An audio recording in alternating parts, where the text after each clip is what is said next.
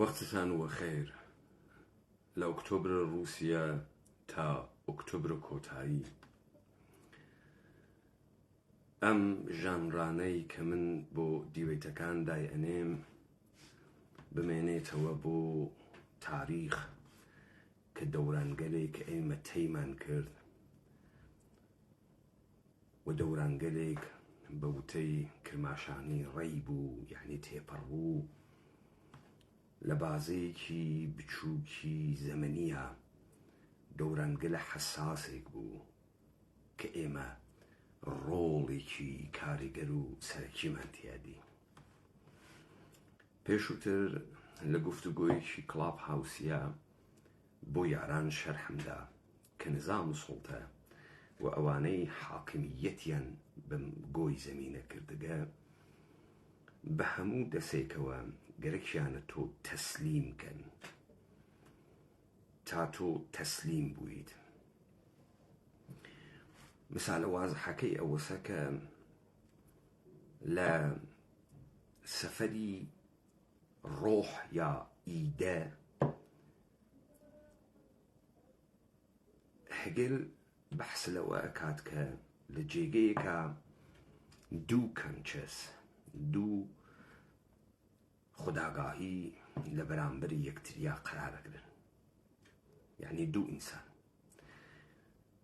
دوو مەوجود، دوو پێ کە هەم بە وجودە خۆیان ئشرافیان هەست، هەم بە دەوروبەریان و جیهانێکەوانە ناویە کە لەگەڵ یەکتریا ڕوبەڕوەهونۆ ئەم دوو گەرەکیانە یەک بە یەکتری تەحمیلکەن، بسەپێنن.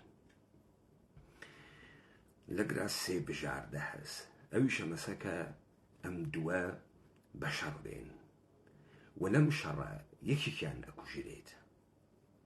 کە یەکێکیان بکوژرێت ئەو ئینسانە تەنیا ئەمێنێتەوە.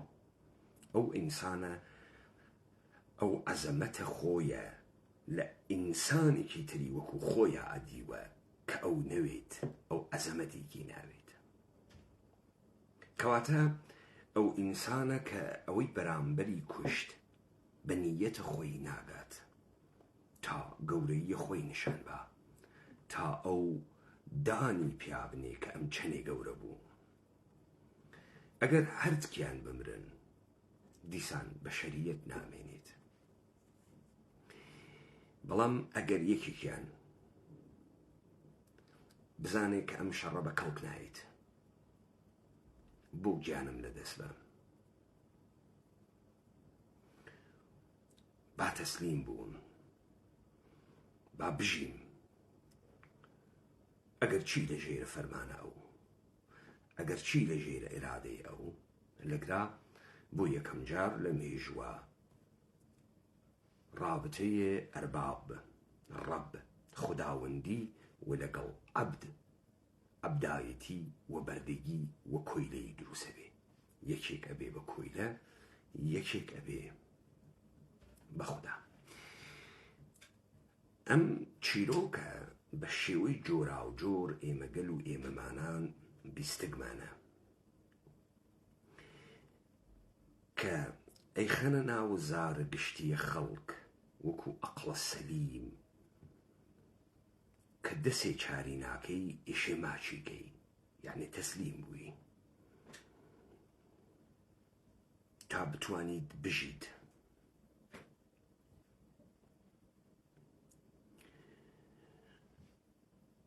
بەڵام تەبیعەتەن هیچ کەسێک نییە کە ئەوەی کە تێت و ئەم زۆرە ئەنوێنێت بەسەر تۆوە تا تۆ تەسلیم بوویت مواخزەکە و بە ئەو بێژێ تۆ کۆتا بێ. ئەو کۆتا نایە، چون ئەو جزءە خصلەتە بەشەربوونێسی،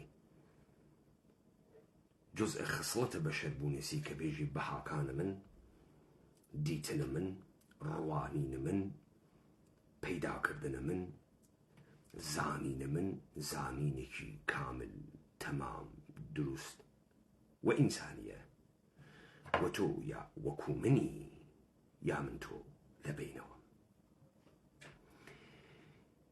بە هەموو شێوەیەک تۆ گەمارۆ ئەدری تەسلیم بووی.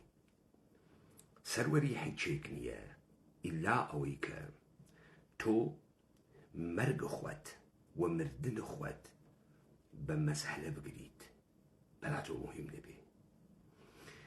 تۆ کە مەرگە خۆت بەلا تۆ مهم نەبێ، بەهای مەرگ بە بەرامبەرت ئەبەخشی. وەکو کەسێک سەرەتای شەڕێک، نزاعێ، مرافعەیەکی ناوی خیابان کە گەرەکی بێ لەگەڵ کەسێک شەڕکات سەرەتا لە خۆی با، ئەوەی بەرامبەر ئەتەرسێ ژێ ئەمە کە لە خۆی وا ئەدات لە من چۆن بدات. کەواتە سەروەری وەک وەختی تۆڵی سەروەریە کورد، یعنی ئەم کوردە بۆ مەرگە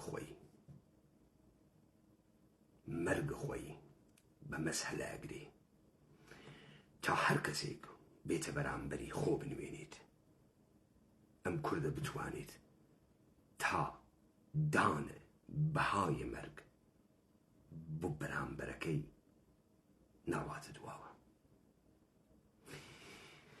لەگرا یا کورد ئەمرێت و ئەو گەورەیە کابرا بەخۆیەوە نایوێنێت، یا کورد ئەو ئەکوژێت و ئەو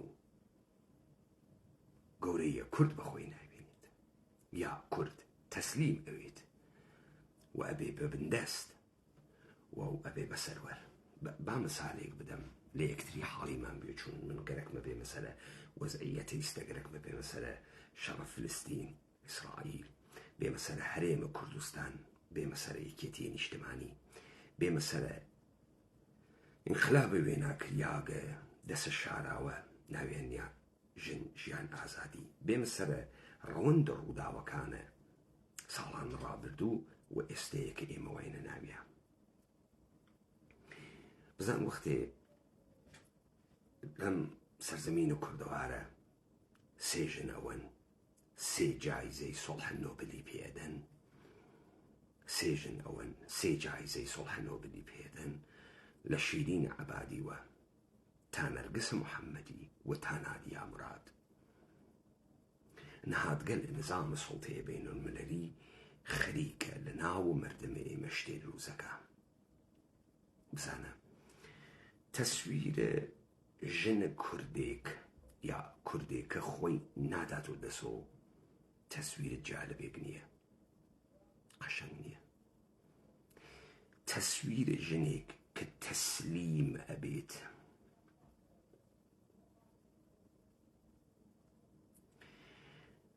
و تەجاوز قبول ئەکات، تەسویرە مەرغوبێکە. ئەمە دروست کریاگە تا گەورەیە ئینسانەکانت تر بنوێنێت.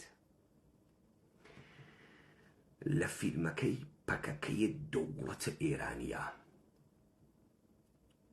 بەناوە کەنیشکەکانە خۆرەتاو، گۆڵشیفتەیە فەراهانی، ئەگەر شتبانەکەم دیالۆگێکێتەوە وەسە کە من چوون لە بەردەسە داعش بووگم، شەو ڕۆژ سێکس جۆرا و جۆرم داگە، بە چچنی داگمە، بە پاکستانی داگمە، بە هیندی داگمە، بە عەرەب داگمە. یەک شت تێگەیگم، پیاگە هەر تایفەیەک و هەر مردمێک خصوصیاتە فەرهەنگیە مردمەکەی خۆی لە سێکسە خۆیان دەرەخا. ئەمە قسەیەوە خاسە کە کورد ماگەسۆ تەجاوز دنیای بەخۆی قبول کردگە و تەبعە جنسیە پیاگانە میلەتانە بان دەست ئەناسێ. نەزانێ کە هەر کامیان چۆن ئەی دەڵێنن.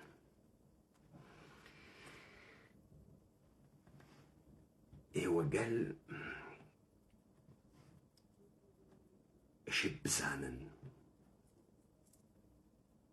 مەڕدارێک بێمەڕ معنای نییە.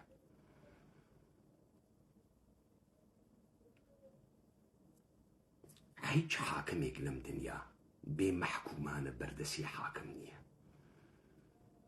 تەسویرێک کە من کزۆڵوم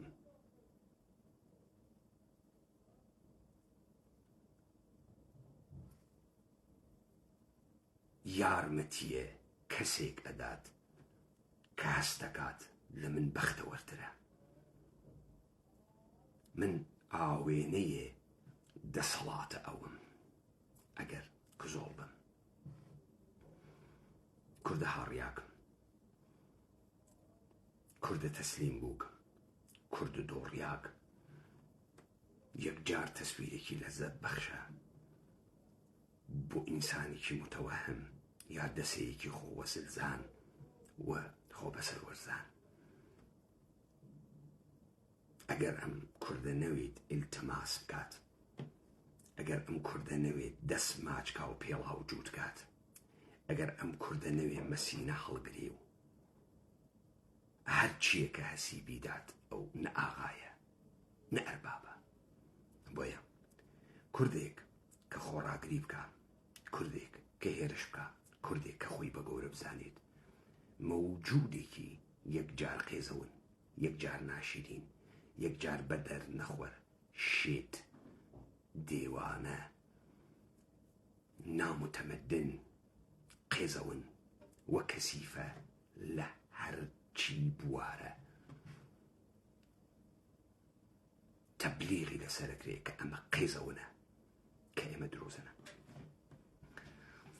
بۆ خاتری ئەمەی لەمە تێبگەین ئێوە لە توو لە ڕۆژە فرێک لەم تکنیکانە خۆتان بەکاری تێرن. خۆتان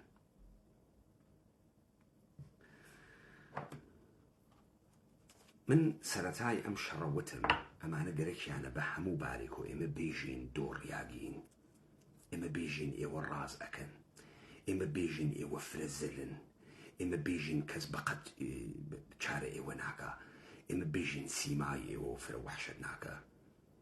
ئەمە چیەکە؟ مەسەڵەن فیلمە بۆ دروزەکە، مەسەڵەن نەمایشە هێزە نظامیت بۆ ئەدا، مەسەڵەن چەکە پێی نیشانەدا، مەسەڵەن 2000 دانە تانک تێت و ئەڕوات، مەسەڵەن هەواپەیمای F-35 نیشانەدا، مەسەڵەن کابرایەک نیشانەدا لە جێگەی کە دانیشکە دەسەنێەوە دوگمەیەکە یەکسرە 30-40 دانە تارمایی بەشەر ئەون بە پودر و ئەکەون و ئێمەژی وای چه دەسەڵاتێکی ئێز. تەمامە ئەمانە بۆ خاتری وەسێت تۆ ئیرادەت تیا نەمێنێت کە نەیژیت نا بێژیت بەڵێ. ئەوەی کە ئێژێ من چیم هەس کە گەرەکی لێمی بسێنێ تۆ خۆتت هەس، تۆ مەوجودێکی ئینسانیت کە پێناسە ئەەکەی بۆ ئەو کە ئەو پیاگە تۆ نییە. بابگیان تۆ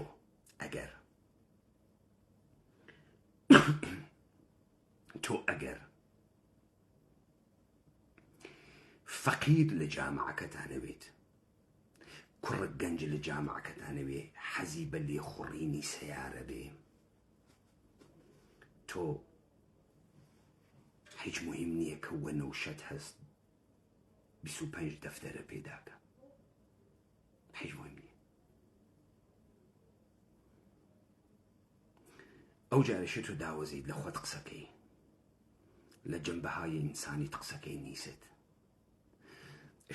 فرێک لە مەردمە جامعە مەحروم بێ برسیوێ تا تۆ وەختی وە نەوشەیەکتی کابرا حەسرەت بخوات، یەکێکی تر لە بەرخۆی و ئیحترامە بگرێ، یەکێکی تر بە تەمەناوە تەماشاتکە کەنیشکێ ئەژنۆکانی شل بوێت بتوێنێت. تۆیەکە نەجوانی نەدەمێت لێرە نەپیاگی لەوانەیە هیچ جەزابێتێکەتیانە بێت وە نەوشەیەک کەنیشکێک فڕاداتە باوەشت، هەر بە ماسانیە. پس مهمە تۆ مردمەکەی بەردەست حەریس، مردمەکەی بەردەست بچووک تەسلیم بووک دەسەمۆ دروست بکەی. ئەگەر وانەوێت ژیان بۆ ئەوەی کە خەریکە ئەمانە مەعنا کاتەوە ناویان ئەنێت معنایەکی نییە. تۆ ئێشێ 50 ملیۆن کوردە قەومی ئیتنیکی دروستکەی تا ملەتێکی خیاڵی نەبوو بە قەومێکی نەبووی نامەوجودی وەکو فارس هەستە خۆ بەزلی بکات و ئەم کوردە هەستە بە نابوودی بکات و ئەم کوردە هەستەکۆ بە کۆیلێتی بکات و ئەم کوردە بەهاوی قورس داد کە بەمە بگات و قەت نەگات. کەچی ئەو میلەتە نەبووگە، ئەو قەومە نەبووگە کە خۆیشی نییە، هەستە بەبوون بکە. ئەزانم تۆزە پێچی دەئەوێ، وەلی با بزانی ئەمە گشتی تەسلیم بوونە لەبەرەوەی خاس حاڵیت بوێ. سنەی دەستەواژەیەکیان هەست ئێژن فڵانە کەنیشک خۆی دانیاگە بەسەر لێفۆ. ئیدەیەکی ترێژن خۆی دانیاگە بەسەر لێفۆ ئەمەسە کە خانمێک ئەگەڕێ پیاگێکی مناسب کە هەر پارامترێکە و حەزی پێکە، پوڵدارە، خانەوادەدارە، پێکەوتگە، شخصیەتدارە، گەرەکیسی بیخاتە تۆڕ و بیهێنێت و واداری بکە بیخوازێت. کەڕواتە سەر لێف بۆی دانیشێت، تازە تەحەڕۆکات دەست پێکە. دایکی خۆشکەکانی پلکی گشتی ئەکەونە گەماروی کابرا، بەرەبەرەوێنی سەرە قسەتەکە بنەماڵەی کابرا دامەزرێنن، ئامۆشۆشۆ فرایەکەن، شەو نشێنی فرایەکەن، لە خۆی و بانیانەکەن بۆ عید میلاد، لە خۆی و بانیانەکەن بۆ زەماوەن، لە خۆی و لە زەماوەنە شاواشیان ئەکێشن، لە خۆی و دانیشن باسە جوانی و خەلاقیەتە کەنیشکەکەیان بۆکەن، لە خۆی و کوڕەکە بەڕەبەرە داوەتەکەنە ماڵ، فێریەکەن بەم بیان و بێت بۆ ماڵ، فێریەکەن بەو بیان و بێتە ماڵ، وردە وردە چاوی بکەیتەوە کەنیشکەکە، وردە وردە ساعەتێ نیم ساعەتێ خەڵوەتێک تەکە و کەنیشکە بۆی دروستکەن تا کەنیشکەکە سەری قەزیەکەی تەکا دامەزرێنێ، کوڕەکە ئەوەنە بچفێنن بەگوێیە تا نەزەری بەرامبەر بە کەنیشکەکە جەلب بوێ. لە پڕەکە کوڕەکە ڕاتە ناو خیابان، خەڵکەی وێنێت، پێژێت وەڵی مبارەکت بێ، پیرۆزە بێ، ئێژن کەنیشکەی فڵانیت خواستگە. کابرای کوڕژێژێ ناوەڵا درۆس و شایعەس و بە دایکی ئێژن بە باوکی ئێژن ئەوانجێژن کوڕمان مری و برامان مری و وان نییە و شایعەس و ڕاز نایژن. ئەمە گشتی کاری بنەماڵەی کەنیشکە کەسە. مهم سەریەوە سە تۆ تەسلیم بووی، ئیستا کەنیشکەکە 2 ماچ بدات، تۆ $10,000 خەرجکەی، شایعە بخەیتە پشتی، بەی بە تێڵابەن لە کوڕەکە، کشەی بەسەر و جێبێڵی فیکەی ناموسی لێ بکێشی، تۆ دەبێ ئەم هەتیوە تەسلیمکەی. نمونە ئەم تەفرەس بزان مەسەڵەن لەم گۆرانیە عوسمان دەقیقەن ئەمەیژێت.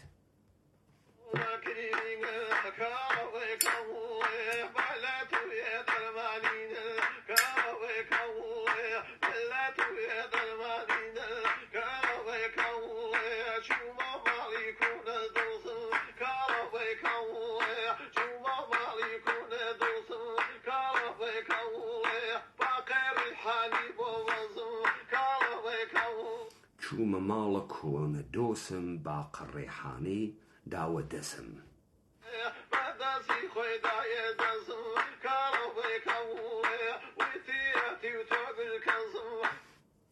کەنیشکەکە کۆنە دۆسەکە وتی هەتی و تۆی گشت کەسم، و دەستی خۆی دایە دەسم، وتی هەتی و تۆی گشت کەسم.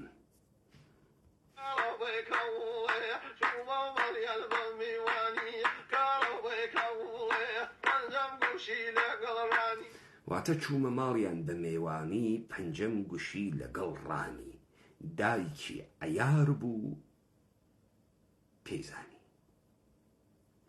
ئەمە هەرە و تەڵەسە وا منێژم. ئۆکەی شەرایط فەراهەمەوێت، خەڵەتێکی بۆ دروستەکەن، ئیسە دەسێکیشی بۆ ئەوات.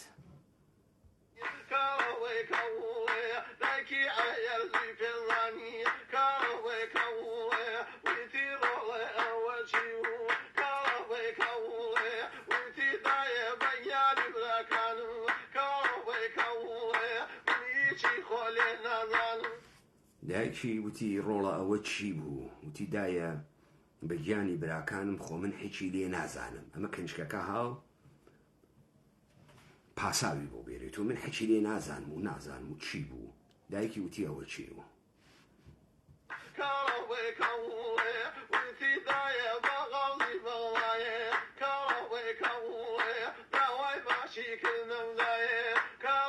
وتی دایکە بەو غەوزی بەغایە داوای ماچی کرد و نەمدایە.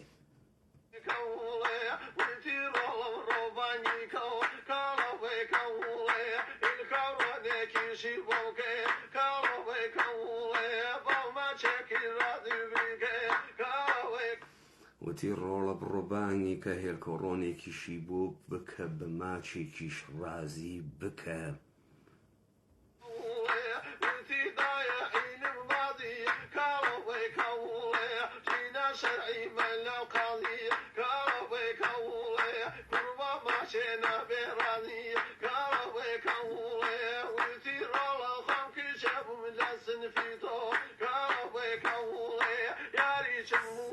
وتی دایکە لە دەرسە ڕابردووە لە دەرسەکان لە ئەزمونونەکانە ڕابردووە بڕۆێ لای شەرع مەلا و قازیش وا ئێژی کوڕوە کوڕێ کوڕوە ماچی ڕازی ناوێ. دایکێژێ ڕۆڵە گوێ بگرە منیش وەکو تۆوەم.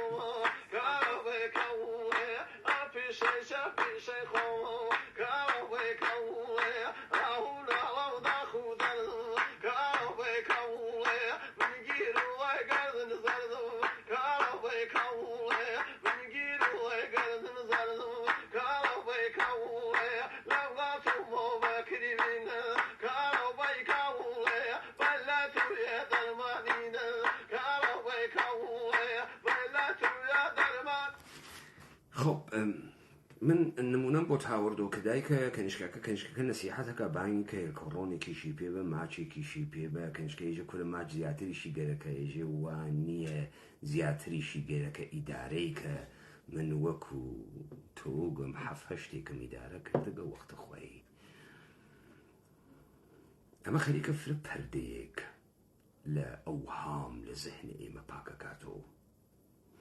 فرە پەردەیە کە ئێمە خۆمانی پێ ئەخەڵەتێنین پاکەکاتەوە.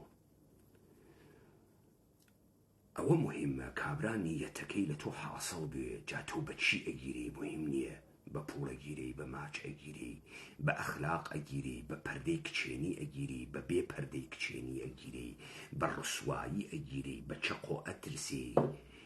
دوو نێرەکەرە بۆ ئەهەنێرنەوە مهم نییە، ئەنجامەکە مهمە. ئەنجامەکە مهمە کە تۆ چۆک بەی یا بڕۆیتە داوایی یا ماوەیە بیخوازی و تەڵاقی بەی.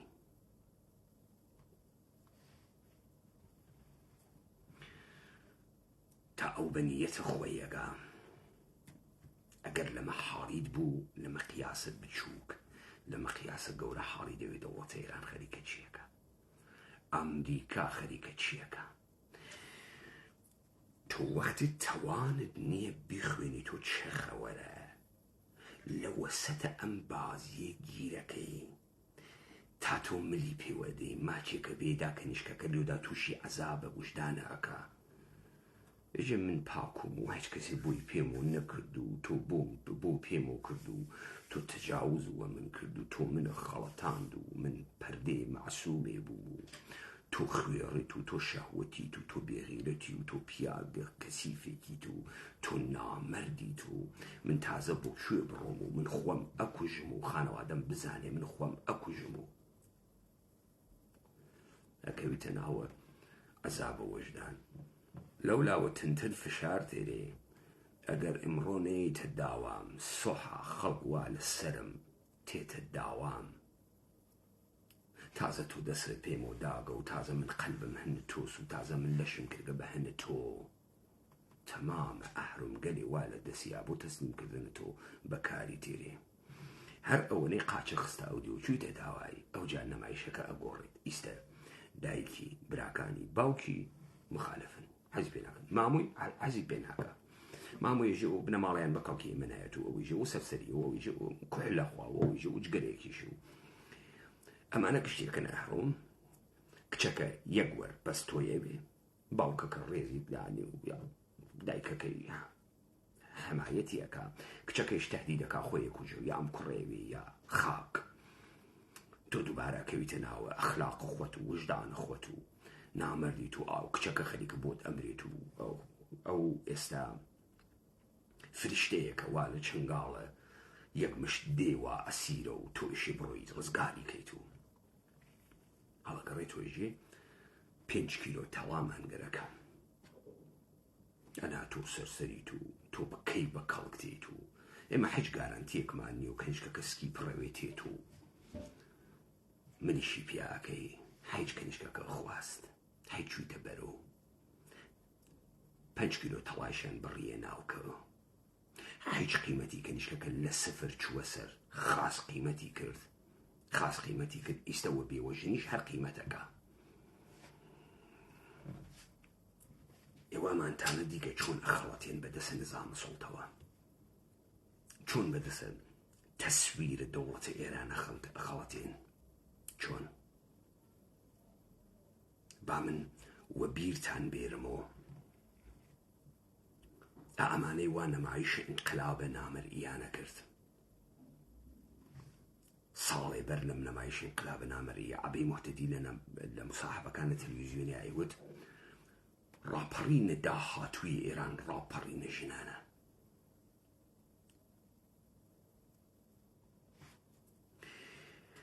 فیلمیان لەگەڵ گەنیگە داڕزیاگەکانە پەکەکەی سپاهە ئێران دروست ئەکرد بە بازیگەریە گۆڵشیفتە فەراهانی و هەر لەوێ بارها شعار ژنجیان ئازادیان بۆ تکرارە کردو هەر لەوێ ڕێپۆرتاژە خەبەرنگارە فەڕەنسەویەکە یەک چاوی نەبوو ئەوەی وا باعث بوو ئینقلاب سووریە خەفە نەبێ یەک چاوی نەبوو چۆن بوو ئێوە لە نەمایشە دەسە نامەرئیە تەمامە ئەم ئێدەمانانتانە لە دەوڵەتە ئێرانە دی پەکەکە ئەسڵن مەحکوم نەکریا دەسی بۆ نەوریا هێرش نەکریا سەری ئێستش بە ئیلتیجای خەتە مەرزی ئێران و مەرزداریەکە و کاسپیەکە شعارە ژنجیان ئازادیان تەبدیل کرد بە شعارە ئینقلابە جەهانیە ژن چۆنە یەک چاوەکان بوونەوە باو ئەینە ژنە فەڕەنسەویە خەبەرنگارەکەی ناوە فیلمە کەنیشکەکان هاتەوە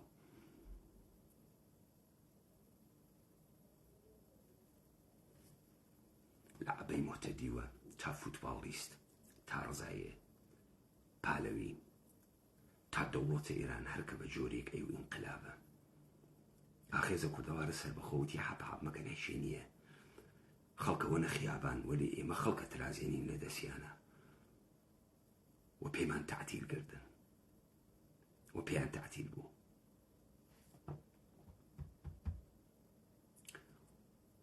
سەرماجەرایە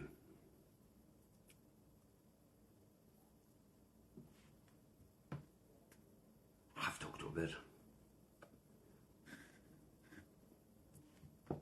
تحلیلمان کرد وتمان ماجەرای هەفتە ئۆکتۆبر ئۆکتۆبرە کۆتاییە خوڵقینی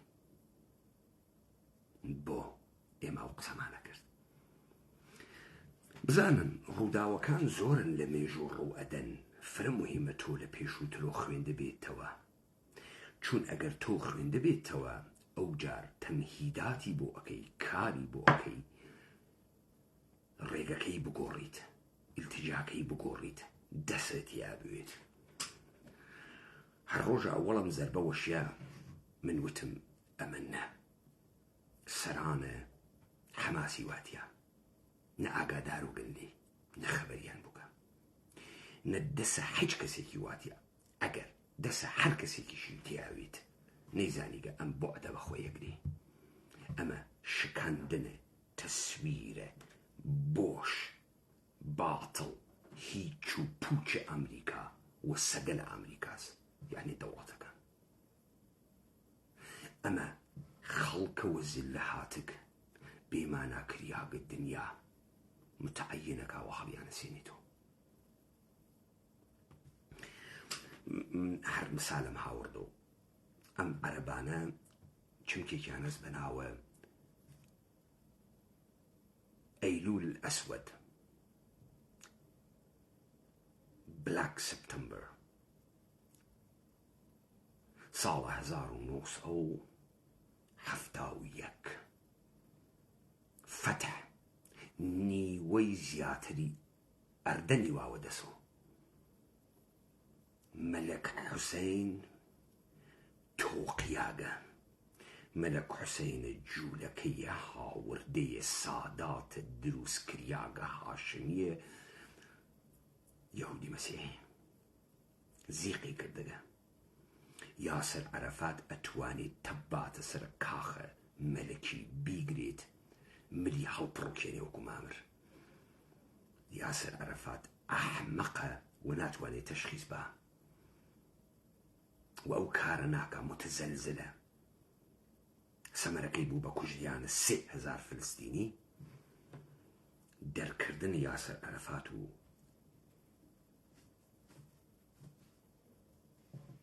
ساف لە ئوردۆنە. بەڵام ئەمە دەرفەتێکە ئەگەر دروست بنواڕی پێیە ئەو جار ڕۆڵ گەورەیە ئێمەی کورد دەرەکەفێ. ئێمە بووین وتمان عێراقیەت هیچ معنایەکی نییە. دەوڵەتە ئێرانی دۆستە ئامریکاس، بەچکەی ئامریکاس و قەرارە ئەمریکا نەزم ئیمپراتۆریایەتی دانێت و تەمامە ئەمانەی کە لە ژێرە ناوە نەهاتگەل دروستکریاگەن دەست و دەسەڵۆکە دەوڵەتە ئێران، دەست و دەسەڵۆکە دەوڵەتە ئەمریکان. بازیەکەیش سەر گولیسەکەواوە دەسە خۆیانەوە. هەم مخالفن هەم موافقن، بەڵام داستان ئەمەسە نەزم جەهانی ناشەوێت خەڵکی هەروە گوێرەکە ئەمێنێتەوە و نۆکەر ئەمێنێتەوە تا بازیەکە بڕەخواوە هەتایە مؤسسات بەسەر خەڵکی سوارەکەن. خۆ چه اتفاقی هەفت لەو ڕۆژە ئێمە هاتین یەک اتفاقە. ئەوڵەن ئەقلیمە کوردستانە عێراق بە عنوانە پێشاهەنگە کوردایەتی ماهیەت واقعی دەرکەوت، نەک لە زەهنە خەڵکە سلێمانی و حەڵەبجە و هەولێرە، لە زەهنە خەڵکە سەقز و بۆکان و مەهاباد و پیرانشار تڕۆ کریا، هەر وەکو چۆن خۆی بۆ گەنە ئاوا دەرکەوت. حکوومەتەکە مەبەستمە، قەبارەکە مەبەستمە. ئەم قەبارەی نەمایشیە، حیزب کورد بازە، هیچ مەرجعیەتی کوردیەتیان بەلاوە نەما، بۆ گەنیان دنیای گرت. تەبعا ئەو پەکەکە کۆمەڵە دموکرات ئێمە وتمان نابودیان ئەکەین، نابود بووگن. تەواو کۆمەڵ و دموکرات ئەمەلە نابود بوون. کوردبازی قەومی ئیتنیکی تەواو بوو. سەتە اختلافات لەناو دەروونە ئەحزاب بەرساختە لە شارەوانی هەولێر و شارەوانی سلێمانی گەیگەسە ئەوج. ئیتر باڵانسە گەندەڵی و ارتزاق لەسەر سفرەیە خەیر ناخوات. ئیدەیەک حەزب بکەن و ئەم حەزبە مقاومەتی وا لە شوێنە، بەڵام لەگرا ئێرادەیە مەردم کە تەبەلوری پێیاکردگە لە وجودە ئێمە و یارانە ئێمە مەوجودە و بازی لە گشتیان ئەشێوێنێت. هەر ئێمە بووین ڕەوایەتی دروستمان لە فلستین کرد. من نەموت ئیسرائیل جورئەت ناکا بڕواتە ئەو دیو. دە من 10 ڕۆژ لەوە پێش وتم تەحلیلم کرد، وتم ئەم هاش و هوشە ئەیکات و ئەم دەبابەت داینیاگە هیچ حیزە حیزێ نییە. دایسە بزانم کامە حیزتان لە ئەقلیمە کوردستانە جورئەت ئەکا بێژە ئیسرائیل وڵاتێکی گەورەی زلهێزی و قووەتە. ئیسرائیل وەزە قنگە خۆیشی خراوە، خێلی خراوە. و من دروستم وتم کە هەدەفی یەک کارە ڕعباوەر سەرکەوتن نییە، دروستکردنە، دشکردەوەیە متەواتر پشتی یەکە. زەربەی اقتصادیە، زەربەی ئابووریە، لە یەکترازانە، لێ ناودەڵە دوژمنە، شکاندنە تەسویر و هەیمەنەی دوژمنە، دروستکردنە بەرەیەک لە سەر یعنی تووشی ژڵەژاندن و دشکردەوەی بنیادینە غەڵەتە شەیتانەکردنە کە لە قێزەونیە دشکردەوەکەیانە خەڵک ئەڕوات بەرەو ڕاپەڕین بەرامبەریە. بەر لەوەی بڕۆمەناوە کردنەوەی ئەم بەشە یەکشت بزانن. یارانە ئێمە هەمیشە لە زارە من ئەمە تکرارەکەنەوە کە ێژم هەرچی من ماوە چوون ختمە کەلامن. ختمیەتە کەلام خەیلی مهمە. تەمامە نەهاتگە لە دەستگاهە حەقیقەت سازی وەکو زانکۆ ئەکادێمیا کە هەن بەدەسە نظامە سوڵتەوە، هەن بەدەسە کەنیسە و کلیساوە، تەبەلوری پەیاکردە لە هەیکەلە پرۆفسۆر و دکتۆر و ئەمانە ڕووناک بیر دووچار تەزەلزل نابودی و بۆگەنی بووگن دار زیاگە دەرونیان کەس باوەڕێم پێ ناکە. بۆ مهمترین علم ئینسان علمی چۆنیەتیە پێکەوە ژیانە ئینسانەکانە، چۆنیەتی هەڵس و کەوتکردن لەگەڵ یەکتریە، نەوەی کە چۆنم سیگارە دروستەکەن. ئەمە تەجروبە مەهارەتی گەرەکە، تەجروبە مەهارەتی گەرەکە، دۆزینەوەی یاساگە لە تەبیعی، ئەو زەکاوەتە و ئەو عمقە دانشە و ئەو خوێندنەوە و ئەو معرفێ نەگەرەکە. ئێمە بۆ دروستکردنە فرەکەسەیەک مەهارەتمان گەرەکە، نەنبووە. تۆ بۆ خاتریەوەی ڕەهبەرە گەورەیەکویت قەرار نییە شینی بزانیت، ئیشی 1 ملیۆن فاکتۆرت بوێت تا لە تۆ ئینسانت دانسقەیەک دروستکات، دەروونە بتەوێکت بوێت، توانە ئانالیزکردن و خوێندنت بوێت، تهدیدەکان و فرسەتەکان بناسیت، تۆ ئیشی بتوانیت مێژەرمنت دابنیت کە چی ڕاستە چی دروستە، چی ڕاستە چی دروست. گەورەترین شەڕ لەم دنیا شەڕە ڕاستیەکانە.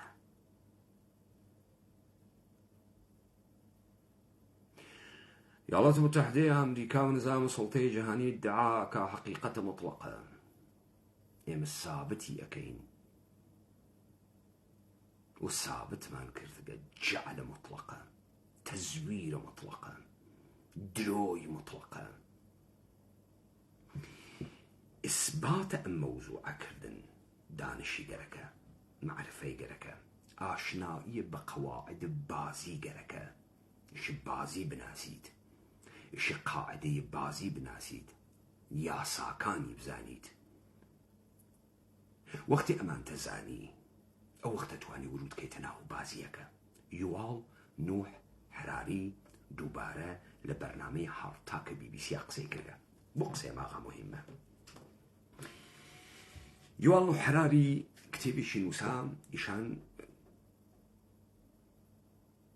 جوولەکە ئیسرائیلی فارغ التحصیل لە دانشگاهە ئاکسفۆرد، گەورەترین چیرۆک بێژە قەبیلەی یەهودە و مەسیحیەتە، گەورەترین چیرۆک بێژە عەسرە حازرە، دەستگاهە سوڵتەیە ئەدیانە ئیبراهیمیە، هەم چهرەیە قوربانی، هەم چهرەیە ئەقەلیەت، هەم یەهودیە، هەم گەیە یەهودیە، هەم ئیسرائیلیە، هەم انحسارە چیرۆک بێژیوا لە دەستیە. بە کتێوە ئینسان خێرەتمەندی مەشهوریان کرد لە دنیا، سەدان کۆڕ و کۆبوونەوەی دنیاییان بۆ کرد. ئەوە دوومین جارە BBC ئەم دەفە لە بەرنامەی ئینگلیسی و بانیەکات لە بەرنامەی هاڕتاڵکە قسەکە. نکات مهمێکی واتیە کە نیشان ئەدا خوێندنەوەکەی ئێمە دروست بوو نظامە سوڵتە هەم تووشە دشکردەوەی غەڵەت بوو، هەم خەریکە سەرپەتەکە لە دەستی دەرەچێت. بۆ ئەمە مهمەیەوە بیزانن ئەگەر ئێمە نەبوواینا ئەمانە دووبارە ئەیان خونجاند ئەگرا سەرزەمینە کوردەوارە و ئێمە لەم سەرزەمینە کوردەوارە حاڵیمانە خەریکین چیەکەین و حاڵیمانە و ئشرافە کاملمان هەست بەسەر هێزە خۆمانە و پروژه های ملیاردی ئەمانمانە زەرفە ساڵان ڕابردوو لە بین بردەگە ئەوەی حکم پایان نظام سڵتە ئەدات ئینسانە کوردیە و ئێمەین ئێمە بەر لە گشتێک ئەمانمانە خوێندەوە لە سەردەمە کۆڕۆنا من وتم کۆچە ملیاردی ئینسانەکان بە دنیای لاهوتە من وتم دەورانە سەرمایەداری تەواو بووگە و اتفاقاتی دروست ئەکاکەنێ لە کۆنتڕۆڵ ئەمانە خێری ئاشەڕی با بمێنێت نێ لە کۆنتڕۆڵ ئەمانە بەڵام هەر ئەمەی کە نێ لە کۆنتڕۆڵ ئەمانە و نێ لە کۆنتڕۆڵە ئێمەش شەڕ ئێمە دروست ئەکات شەڕ ئێمە دروست بکات الخەیرۆ فیما وەقع مهم ئەوەسە ئێمە شەڕەکەین مهم ئەوەسە ئێمەش وەهینتیە و لە شکڵدان و تەراشدان یا هەین تەماشاچی نیەن لە دوورۆ دانیشین فیکە لێ بین تا بزانین تۆ بەرەو کوێی وەی ئەمڕۆ تۆ ئەگەر ئۆلگۆریتمت هەست ئەمڕۆ ئەگەر تۆ دنیای متەوەرست هەست ئەمڕۆ ئەگەر تۆ عەمەلەن بازاڕە لە پێخستگە نظام سڵتە خۆشی گرفتارە ئەم پەدیدەیە جەدیدە بووگەم فرانکەنیشتاین نەبووگە کە لە دەستی ترازیاگە بۆیە بە هەموو بوارێک و گەرەکێ بێرێتیوە تەمامە تەکنیکەکان و قودرەتەکانە خۆی بەکارەوات یووال نۆ حەراری قسەی کردگە تەرجمەیان کردەسەوە فارسی ئینگلیسیە بەرنامەی هەرتاڵکە من ئەوە لێدەم ئومیدوارم کە لە فارسیەکەی تێبگەن ئەگەر تێنەگەن من هەر لە وەڵام دانەوەیە ئێژەم چیوت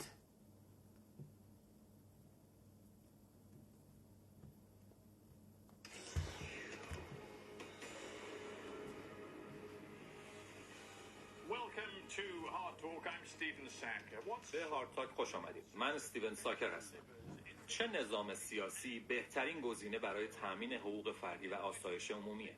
ستیڤن سارکر ژێت چه نەزمێکی سیاسی باشترین بژاردەست بۆ هاوردنی ژیانێکی وە قۆڵە ئێوە خۆشگوزەران مرەفە چه سیستەمە سیاسیەک در جهان غرب اجماع بر سر دموکراسی است. وقتی زیربنای دموکراسی به لرزه میفته و روابطی که بر پایه اعتماد و تاریخ مشترک بود تضعیف میشه.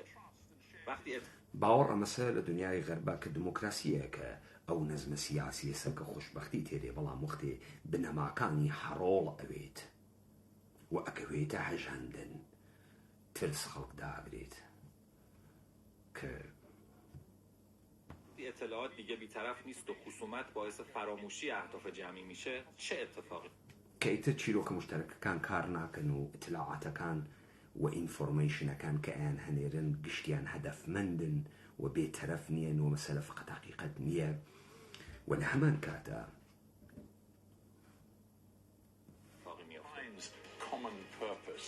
مهمان من مورخ و روشنفکر اسرائیلی یووال نوح حراری شاهد رویارویی کشورش با همین مشکلاته. اتفاقاتی که در اروپا و آمریکا هم در جریانه. چه خواهد شد؟ خب اتفاقاتی که لأوروپا و آمریکا در جریانه چیه؟ شکست دموکراسیه برنامه هارتاڵکە بی بی سی ها تلویزیۆنە قۆڕەکانی ئیقلیمە کوردستان نییە ها ئەمە یووال نۆح حەراریە ها فاروق ڕەفیق نییە ها سادق زیباکەلام نییە ها خوێڕیانە نیەن ها بۆ ئەوانەی وا سەق دموکراسی ئەدەن سەق یانێ بنێشت ئەوە هێجون عەرەبیە ئەوانەی سەق دموکراسی ئەدەن کاکیلکەیان لەقوگە بەدەم دموکراسیوە لە قەی دموکراسی تێت ئائیستە خەریکن بە بوحرانە گەورەیەکی شاراکەن ئەمانە لەگەڵ خەیرێکی عەزیمی مەردەما ڕوبەڕوون لە بێمەعناییە هیچ و پوچ کریاگیە دەستکاری کریاگیە هاڕیاگیە ئێستا بەرەبەرە ئەوێنن ئەم خەڵکە نافەرمانی ئەکا فەرمان ناوە ئەوە نەبوو کابراوتی هەر کە بێتە دەرەوە بێژی فلستین ئەیگرین هاتنە دەرەوە هیچ خەڵەتێکیان پێ نەکریا جاران قسەی واتە بکردێک و گەورە زیقیە کرد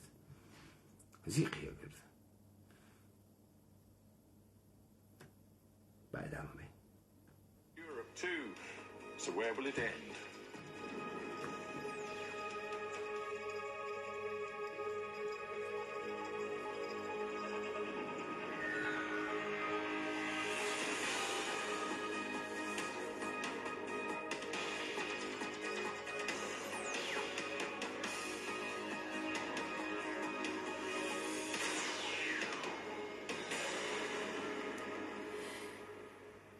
یووال نوح هراری به هارتاک خوش آمدید. متشکرم. It is now more than a decade since you... یک دهه از نوشتن کتاب انسان خردمند گذشته، کتابی که در جهان پرفروش شد و شرح خوشبینانه‌ای بود درباره اینکه ما انسان‌ها چطور تونستیم بر زمین غلبه کنیم و با همکاری قصه ها و اهداف مشترک شکل بدیم. میخوام بدونم آیا پس از یک دهه شما هنوز همونقدر خوشبینید؟ on purpose. I just wonder whether in the last decade you've lost some of that optimism. تۆ دە ساڵە پێش کتێبێک نووسا کە باست کرد زۆر خۆشبینانە کە بەشەریەت چۆن توانی بەسەرم گۆی زمینە حاکم بێت و چۆن توانی چیرۆکی هاو بەش تعریف کات تا بتوانێت ببێ بە مەبنای هاوکاری لەگەڵیانە. ئەم چیرۆکە هاوبەشانە یەکیان ئیسلامە، یەکیان مەسیحیەتە، یەکیان یەهودیەتە، ئەمانەی کە پێشن چیرۆکە هاوبەش. بەحسەشتانێکی تر ناکە. ئێستا ئێژە چێت شتێ ڕووی داوە ئەم خەڵکەی تر بەنەزەرە تۆ وا نەماگە ئەمە 10 ساڵە. ئیتر هیچ چیرۆکێکی هاوبەشیان نییە. یعنی چیقە قوربانی بوون و چیقە گەی و هەموسەکشوال بوون و چیقە مەفعول بوون و قوربانی بوون و ئەمانەی تر کەس تەکان نادات. لەبیرتان تێبوتم ئەوەنە خەرجیان کرد قێزەون بوو. ئەوەنە خەرجیان کرد قێزەون بوو.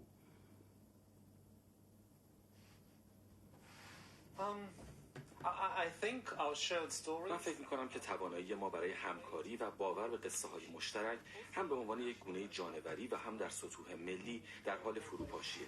این وضعیت در خب من باوەڕمەندم بڕوا هەبوونە بە هاوکاریکردنە لەگەڵ یەکتری و هەبوونە چیرۆکە هاوبەش هەم لە ڕێگەی بایۆلۆژی و تەبیعیوە وەکو گونەی ئینسانی تقریبا خەریکە دەبینێچێت. ئێمە ئینسانەکانی تر ناتوانین بە یەکەوە هاوکاری بکەین. ئیتر ناتوانین چیرۆکێکی هاوبەش بێژین و باوەڕی پێ بکەین. ئەمە یووال نوح هەراری چیرۆک بێژە قەبیلەی جودۆ کریستیانەتی ئێژێتی تاکە چیرۆک بێژە جەهان. و من هەفتەی ڕابردوو پێتانم وت 100 مێشولەی ئاوا لە بەرامبەرە ئێمە لەم سەرزەمینە قەراری گرتبە وەگەر ئیرادە لەسەر ئەوە بێ ئێمە سەر بکەوین بەسەر تەمام ئەم زوڵەماتە سەرەکەبین، چون ئێمە لە قەعر زامەکانە خۆمان هاتکینە سەر دەرەوە. بەر لەوە ئێمانە حرەکەت بکەم من دەست تەکۆتەکەمان مەخوێندەوە. در حال گسترشه. من این رو هم در کشور خودم اسرائیل میبینم که در آستانه یک بحران قانون اساسی و شاید هم یک جنگ داخلی قرار داره. چیزی که باید درباره دموکراسی من ئەمە لە ئیسرائیلی شەوێنم شتێکە کە قەیرانی دەستور و خەتەری هەڵگیرسانی شەڕی ناوخۆی لە ئیسرائیلی واوە شوێنم.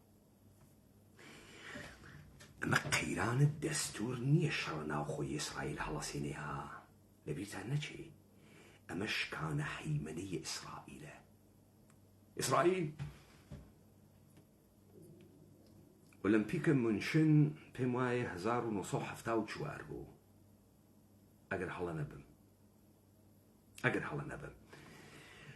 ئۆلمپیکە مونشن ئاڵمانە غەربی 1974 سازمانە ساف ڕەهبەرانە بلاک سپتمبەر ئەیلول الأسود سازماندەهی عملیاتێکیان کرد لە گرتنە ئۆلمپیک دەهکدەی ئۆلمپیک و وەرزشوانەکانە ئیسرائیلیا. خانم گۆڵدا مایر داپڕۆسیاگە دەستگاهە موساد کۆنە فاحشەی نظام ئەمنیەتی نخست وەزیرە ئیسرائیل بوو.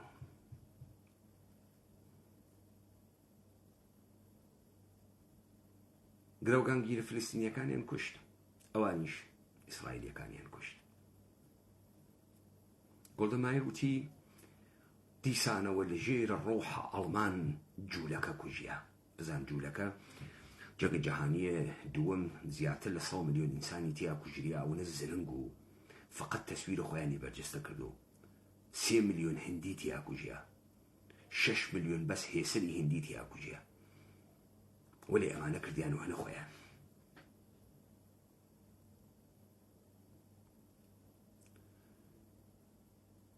دەسیدا بە یەک سری تەرۆر کە سپیلبەرگ اشتباه نەکەم لە فیلمێک بەناو منشەنا دروستی کردگە و لەوانەیە فرەیەکتان دیبێتان.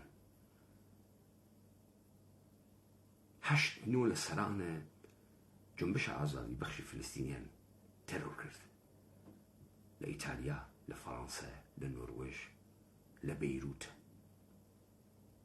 تەرۆریان کردن و لە بینیان بردن.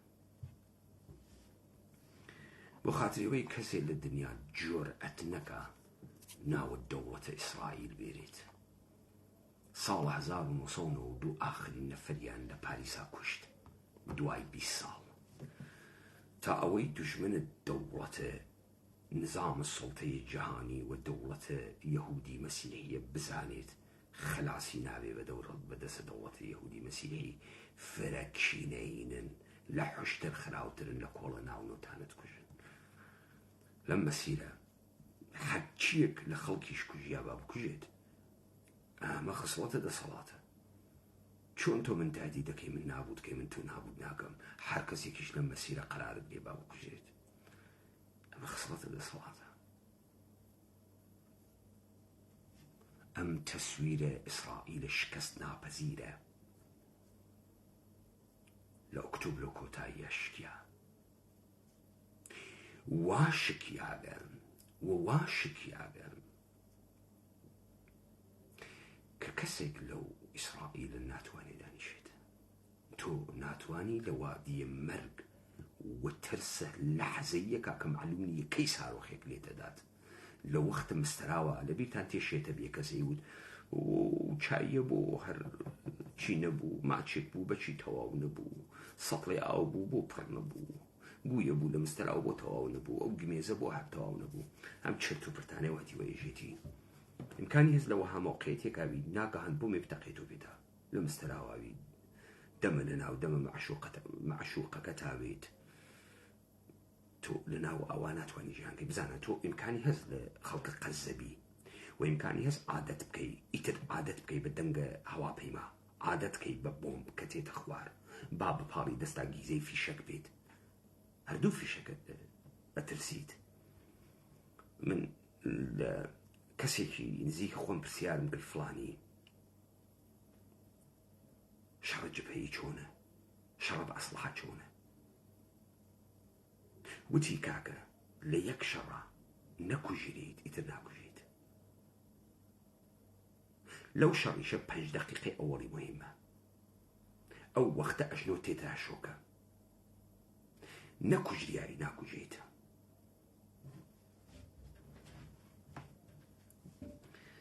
خەڵکە قەزەی سەبووی مهم نییە بۆم تێتە خوار نایێتە خوار، تەقە تێ تەقە نایە، بەڵام کەسێک کە وا لە خەوفە ئەوەی کە هەر لەحزە ئیمکانی هەست سانیەیە بەعد نەوێنێ ناتوانێ ژیان کات، ناتوانێ، ئیمکانی نییە. فرەیەک لەوانەی وا 2 پاسپۆرتیان هەست جێتی هەڵن واڕە و لەوێ نامێنەوە. یەکێکیان خۆیسی یوڵ نۆ حرارێژی من دانانیشم لە ئیسرائیلی تر، وەری بەهانەکەی چییە؟ شەڕە ناوخۆی دەست پێەکە. دموکراسی بدونیم اینه که دموکراسی در واقع یک نوع مکالمه است. It's a conversation.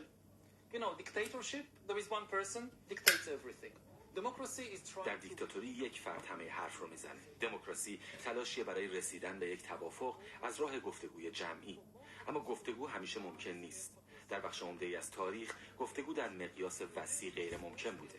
ما دموکراسی در مقیاس کوچیک داشتیم، مثلا در آتن باستان، اما تا قرن 19 هیچ نمونه‌ای از دموکراسی در مقیاس بزرگ نداشتیم که توش میلیون‌ها نفر با هم همکاری و تصمیم گیری کنند. اساساً امکانش وجود نداشت که گفتگویی در قلمروی وسیع بین چند میلیون نفر شکل بگیره. بعد فناوری اطلاعات از راه رسید. مثل روزنامه‌ها، تلگراف، رادیو و تلویزیون که منجر به شکل گرفتن گفتگوی وسیع و در نهایت دموکراسی وسیع شد. اما حالا در حال فروپاشی. خب دموکراسی به گفتگو نابێت. ئیمکانی گفتوگۆی میلیۆنها ئینسان لەگەڵ یەکتریا مەقدور نەبووگە لە تاریخا. دەوڵەت شارە چکۆلەکانی یۆنان نەبوو بێت کە دموکراسیان بووگە، ویش بۆ خاطرەوەی چکۆلە بووبن، حتا قەرنە 19 شتی بەناوی دموکراسی نەبووگە. هاتنی رادیۆ و تلویزیون و ڕۆژنامە یارمەتی ئەوەیدا کۆمەڵی ئینسان بە کۆمەڵێک چیرۆکی هاوبەش باوەڕ بکەن.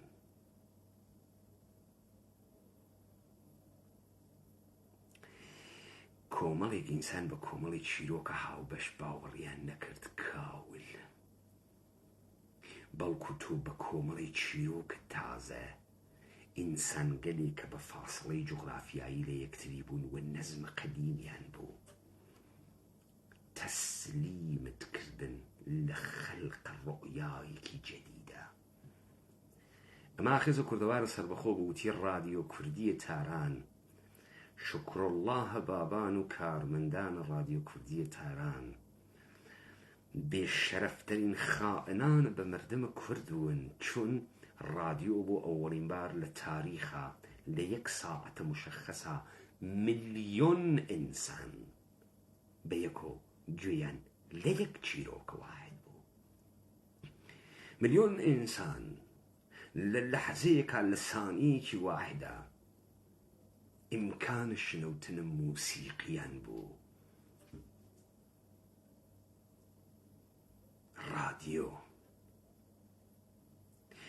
رادیۆ تاران لە بەرنامەیە چۆنیەتیە نزیکایەتیە کورد تەکە ئاریایی بوونە و ئێرایی بوونە چیرۆکیەوە شکرالله بابان شوانێ لە منتەقەی موکریان گوێیەدا ڕووی بۆ خەڵکەکەی باسە کرد کەی خەسرە و کێ بوو کاووسە کەیبی دنیا نەو دەمداون گەردوون شابا و لەیلی مەجنون داشت بارام دڵارام. هەرچی شوان و گاوانە جەدید بوو بە رادیۆ فێرە چیرۆکە جەدید بوو. نا خەڵک دانیشت ماجرایە کەسانێکی تری بەحسە کرد، بەسەرهاتە کەسانێکی تری بەحسە کرد. ئەمە چی کرد؟ ئەمە ئێمەی تەسلیم کرد. کابرا لە نابووبوون دەرهادێ منە نەمان پرسی ئەرێ تۆ لە ناوە دڵم سەرزەمینە ئێمە کاورای هەندی تۆ لەکوێ هاتی؟ ئێمە نەمان پرسی جوولەکە تۆ لەکوێ هاتی؟ ئێمە نەمان پرسی ئەم شارانە بۆچی گشتیان بنیادیان جوولەکە دایناوە؟ ئێمە تەسلیم بووین، پێمان وا بوو چیرۆکێکی کۆنە بیستکمانە. ئێران و تووران و ئەمە کشتی چیرۆک بوو. مردمە ئێمە ئالوودە بوو بەم چیرۆکە. چیرۆکە خۆی لە بیر چوو، چیرۆکە خۆی ژیانە کردەی خۆی بوو، خۆ و خسڵەت و نەست و هەستی بوو. ئەوەی وا خەریک و پێژیە ئەو سیستەمەی وا ئیدارەیانی کرد و داناییە کە بە شێوەی حافزە لە زوانیان بوو و لە ئاداب و هەڵس و کەوت و تەزاوراتە کۆمەڵایەتیان بوو. بە گوێرەیە پراکندگیشیان نۆعە خوێندنەوەیەک بوو لە دنیای کە تیا خەریکە نەژین. ئەوەژی دموکراسی ممکن بوو؟ نە، دموکراسی ممکن نەبووگە. ئێستش دموکراسی لە منزەرە ئێوە مشتێک کە ڕوو حیوانن کە حەقی دەنگدانیان هەست بە ئیدەی ئینسانە بژاردە و خوا دروستی کردن بۆ نوێنەرایەتی ئەوانە تایبەتن لەگا دانریابن دەردە. مەسەڵەن کابرایەکی مرەفەهی تێگەیشتووی 50 مەدرەک لە گیرفانی میلیاردەر تێئەگا لە دەردە سکبرسیەکی قەتارچیان حاڵیەسی لە دەردە کەنیشکە زەریفێکی خانەوادەیەکی فەقیر وانە خانەوادەکەی جەزابیەتی هەست، نە جوانیەکەی ئەدرەوشێت و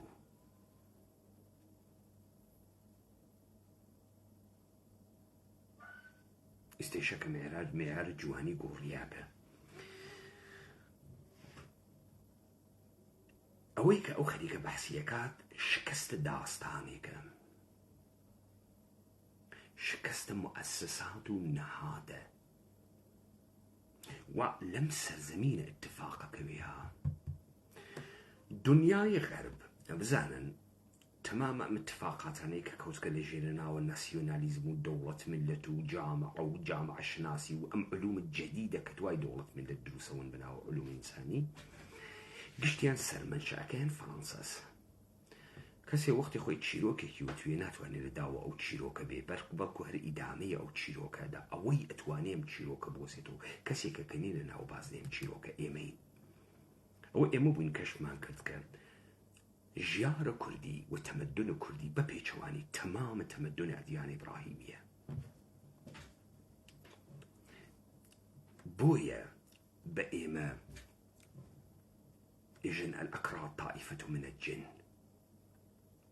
کابرایەک نەقلی بۆمە کرد ئەیوب بیستگێسی لە دەمە ئەو جەماعەتە دەعوەت و ئیسلاحە ئیسلامیە لە سەفەرگەرێکا کە بۆ سیستان و بەلوچستان کردگیانە خەڵکە سیستان کە دوعا ئەکات بەلوچەکان لە ئاخرە دوعاکەیانە ژن خودایە کورد این شیر خفترا بیدار کن.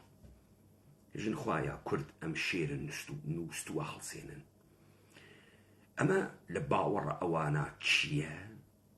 واقعیەت تاریخی چی بووگە کە بە شێوەیە ئەم دوعا یا گۆڕیاگە بە ئەم دوعا لە زوانە بەلوچەکانە کە خودایە کورد ئەم شێرە نووسووە هەڵسێنەرەوە چییە؟ ئایا ئەمانە گشتیشیان خۆیشیان ئەزانن ئەو شەڕە ئارماگەدن و شەڕە ئاخرت جەهانیە کورد ئەیکات؟ بۆیە وتیانە الأكراد طائفة من الجن. بۆیە هەر ئەم خەوفیانە بووگە خۆیان ئەم چیرۆکیانە وتکە کە ئەم کوردە ڕۆژێ دەسەڵاتە ئێمە نابوو دەکا. من ئەمانە نازانم، خۆیان نەزانن با خۆیان دانیشن جوابە ئەمە بێنەوە.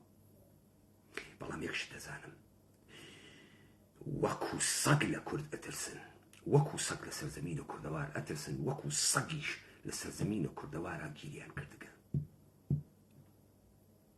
و ئەم دەفعە لە خرا و وەختێکا گیریان کردگە لە وەختە تەحەوڵێکی گەورە لە سیستەمە جیهانیەکە کە لە سەرمایەداری تێپەڕیدن بەرەو نەزمێکی ئیمپراتوریایی تر ئەڕۆن و لەگرا گیریان کردگەوە ئەم دەفە کوردی خەیانی گرتگە. ئایسن یوال و حرالی بوتانێکی چه خبره؟ روپاشیه. ما دقیقا نمیدونیم چرا. خیلی موقعیت عجیبیه. ما در حال حاضر دارای بهترین و پیچیده ترین فناوری اطلاعات در تاریخ هستیم، اما مردم دیگه قادر به گفتگو یا رسیدن به توافق بر سر ابتدایی ترین بدیهیات نیستن. ئێمە ئێستا گەورەترین پێشکەوتنمان لە بوارە ئاڵوگۆڕکردنە زانست و معلومات و ئینفۆرمەیشن و ئیتلاعات هەست. یەک سەردەمانی ڕادیۆ بوو بەهۆی ئەوەی کە ملت سازی بکەین بە قۆڵ خۆی دموکراسی دروستکەین، بەڵام ئیمڕۆ هیچ 4 نەفەری یەک ناگری. بزانین دلیلەکەی چیە 4 نەفەری یەک ناگری؟ لەبەر ئەوەی کە تۆ قەبلەن پێت ئەو دەوڵەت ملت مردمانێ لە بێخەبەری و بێ ئێرتباتیان ناگەهان اتفاقی کەفت ئەدێک بە کەڵەکەکردنە هەموو ئەزمونە دنیا لە ئوروپا و سروەتێکە لە دەستیانا و ڕیختت جەهان و دەموچاوە دنیایان گۆڕی لە بێخەبەریە. وەختی ڕادیۆ تۆپی ئەگرتە خەڵکی ئەوڵ دەفەن ئێوت کورد ئێرانیە، ئەوڵ دەفە عەلی مەردانی لێدا کەی دێتەوە تافیلاویم کەی دێتەوە لە دەسم چوو بەخوا هەرگیز نایێتەوە. خۆم و ڕوو دەکەم شەو هەتا بەیان من سۆزەکەم بۆ لەیلا و ئەویش بەگریان. حەسەن زیرەکی لێدا کژانە چنە مێرگۆڵان ئەمانەی خاص کە لێدا لێو دواشوریە کرد بە ئەدەبیاتە تەکیە و خانەقاویە نوسەخە دەستکردە ئیمپراتوریە ئیسلامی سەپێنەر بە دیکلمەکانە ئاغایێ شکرڵڵاه بابان بعد داستانە ئێرانیەتیە کردە ناو زێنە. ئەمڕۆ یە ئیتفاق کەوتگە ئەوەڵەن ئێوە خۆتان هەرچی ڕەوایەتە گەورەز لەم دنیا شکستان پێدا. دووەمەن بۆ خەڵک دەموچاو و واقعیە ئێوە دەرکەوت. سێوەمەن کەسب و درۆکاندان بە تایبەتی لەم ماجرای ئەخیرە دەرکەوت. خەڵک بە بەرچاوە خۆی بە ئەوێنێ بێشەرەف تۆ مەردەوێکە گەمار و داگە خەریکی ناوڤیەت ئەیخەی تۆ ئەزانی لە ئیسرائیل چیت کردگە تۆ سەرزەمینە فلستینە گرتگە مێژوەکەی دەستکاری کردگە وەکو چۆن سەرزەمینە ئێمە گیریاوەی مەخەوەرمانەوە کۆمەڵێ باستانشناسی یەهودی کاریان ئەمە بوو تەمامە ئەو سەرزەمینە هەڵتەکێنن لە هەر کوێکە ئاسەوارە کۆنێک ئەدۆزنەوە کە ئیسبات ئەکات تاریخە ئەدیانە ئیبراهیمی و ئینجیل و تەورات دروست لە بەینیانەورد کۆزەی ساختەیان دروزە کرد ئەیان کردە ئەو ژێرەیان و ئەمە داو لە ناویە چووکە سەمستراو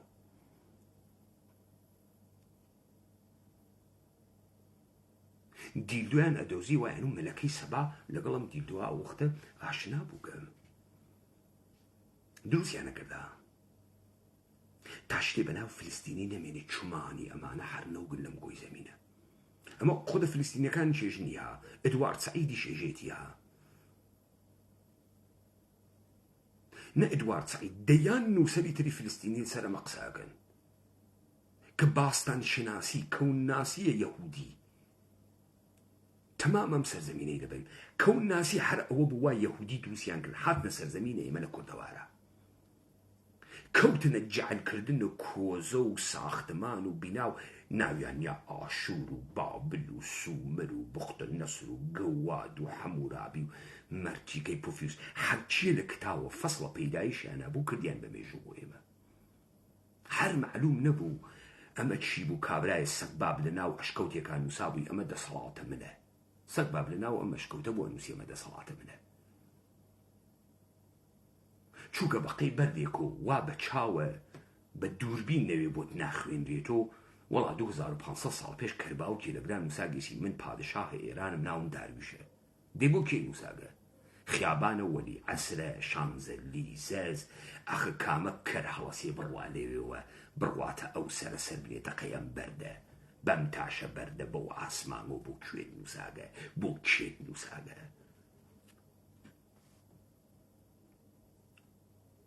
گەشتی دەستکاری کریا خەڵکەکە دەرکریا بێشناس کریا بێهۆڤیەت کریا و لە فلستینی ماوە ناچووە ژێرە بار تۆ گەرەکتە من ئینکار کەی من ئینکار ناوم کورد ئینکار نەوگا ئینکار بووگە کورد ناچێتە ژێرە بار ئەگەر من مابم بە تەنهایی کورد نەمردگە ئەگەر ئەمان هەڵەیان کرد لە بەقەوم و ئیتنی کردنە ئێمە پێیان وابوو ئەتوێنەوە چون بەشمانیان کردن لە 4 مەنتەقە و هەنێک گەوادیان بەناوە سەرە کورد دروست کردگە داهێنیاگە ئێمە ئەتوێنەوە نەتوانینەوە ها ئێمە هاتین ئیستە فلستینیەکان ناتوانن چیرۆکە واقعی ئەوان خۆیان بێژن ئێمە ئێژینی بۆیان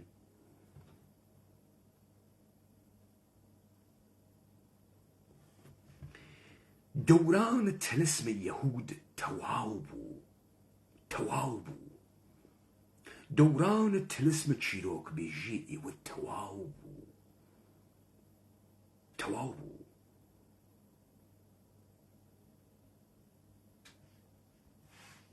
And people are no longer able to talk with each other or to agree on the most basic facts. Yeah, I mean, that does... اما شما میگین که احتمالاً همین توانایی ایجاد مشکل کرده؟ بله به نظر میاد که این یه پارادوکسه. به اشتراک گذاشتن قصه ها هرگز به این آسونی نبوده. در گذشته یک روند از بالا به پایین بود. تنها کسانی که اهرم‌های اطلاعات رو کنترل می‌کردن میتونستن قصه هاشون رو به اشتراک بگذارن. حالا همه ما به نوعی یک ناشریم. تقریبا همه ما خصوصا در کشورهای ثروتمند گوشی‌های هوشمند داریم. اما شما میگی که احتمالاً همین توانایی ایجاد مشکل کرده. It's become problematic. Nobody really knows the answer. This would be the number one question I would ask. نانە من ئەزانم ئانسەرەکەی چییە ئەمەی کە ئەکسەرە مردم مۆبایل واوە دەستیانەوە و باوەڕیان بە کەس نەماگە بۆ خاتری ئەکسەر مردم گشتیان خەریکن درۆکەن تازە ئەزانن ئەوەی کە تۆ ئیژیتی دروست چون خۆشی ئەزانێ خۆشی درۆکە تازە تەکە ڕەوەندە ئێوە خەریکە بە شێوەی ئەمەلی زندگیەکە بزانەوە کەنیشکە وا دانیشی ئەکس لە خۆیەک لێ فیلترێ دانێ دەم و چاو واقعی خۆی ئەگۆڕێت تا کاورایە بکێشێتە سەر قەرار کاورە تماشەیەکە تفیدێکە 50 قەرارە وا دانێت حەچی لێ نایێتە دەرو خۆی شێزانی درۆکە خۆی شێزانی تۆ درۆکەی لذا ملیۆنها ئینسان ناگەهان پێیان بردگە گشتیان خەریکن و یەکتری درۆکە بۆیە کەسیان باوەڕی بە کەسێکیان نییە لەگرا ئەمە من بووم وتم شۆڕشە سەرزەمینە ئێمە ئاخرین شۆڕش بەشەرە ئەو سەیئەرانە ئێمە نووسن ئاخرین شۆڕش لە پرۆسەیە درۆوتنە ئێوە ئینحسارتان لەدەست نەماگە بەڵکو ئەبزارەکانی کەوتە دەسە خەڵکیش خەڵک فێر بوو درۆ بکە وە درۆ خۆی ئەنوێنێ وە درۆ خۆی ئەنوێنێ زەریفە وە درۆ نیشانەدا حاڵی خاسە کاورە چواردانە سێوی لەبەر خۆی دانیاگە سەڵفێگری بەخوا سێو خواردن خۆشە نەوەڵا درۆکەی دێ ئەگەر سێو خواردن خۆش وایە تو بوو لە فکرە فی عەکسکردن لە خۆت بووی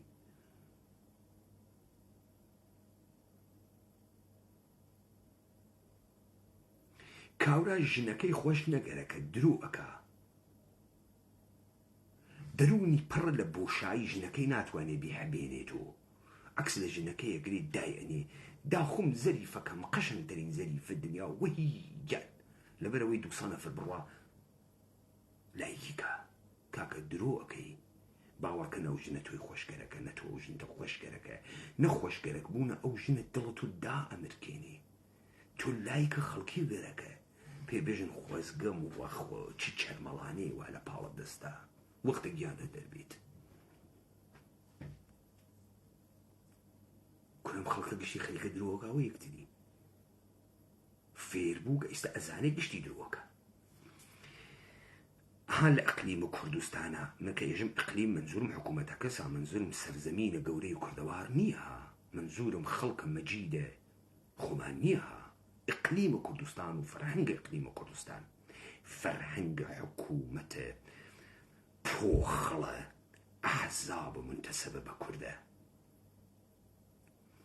آيان وإما فرق قارمانين خوشان مروزان قارمانين آيان وإما فرق كردين خوشان مروزان كردنين دروك تك وتك نزاننين أشكار بقول بو يبتدي ئیسلامیانە ئیسلام بازیانە فرۆشتۆ ورد و دەرسە ئیسلامیەکانیان نەزانن درۆکەن لە مەلا مەسەریان و تا مەلا هەڵۆیان و لە درزە مەمکەکانە ماریا هەورامیوە تا ناوگەڵە ئەو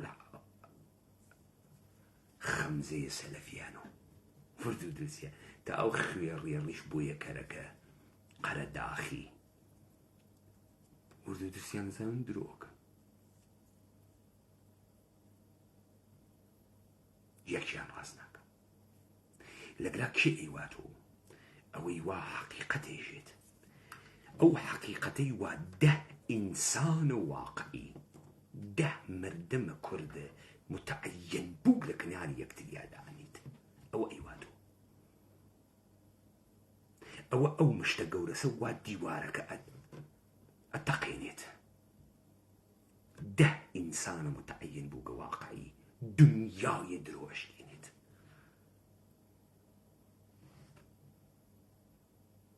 تەواو ئەو مردمەوە بەم وادیە چووگە بە دینە ئەوە دەرگای هومێدی بۆ ئەکرێت و بەرەو پیری هەڵات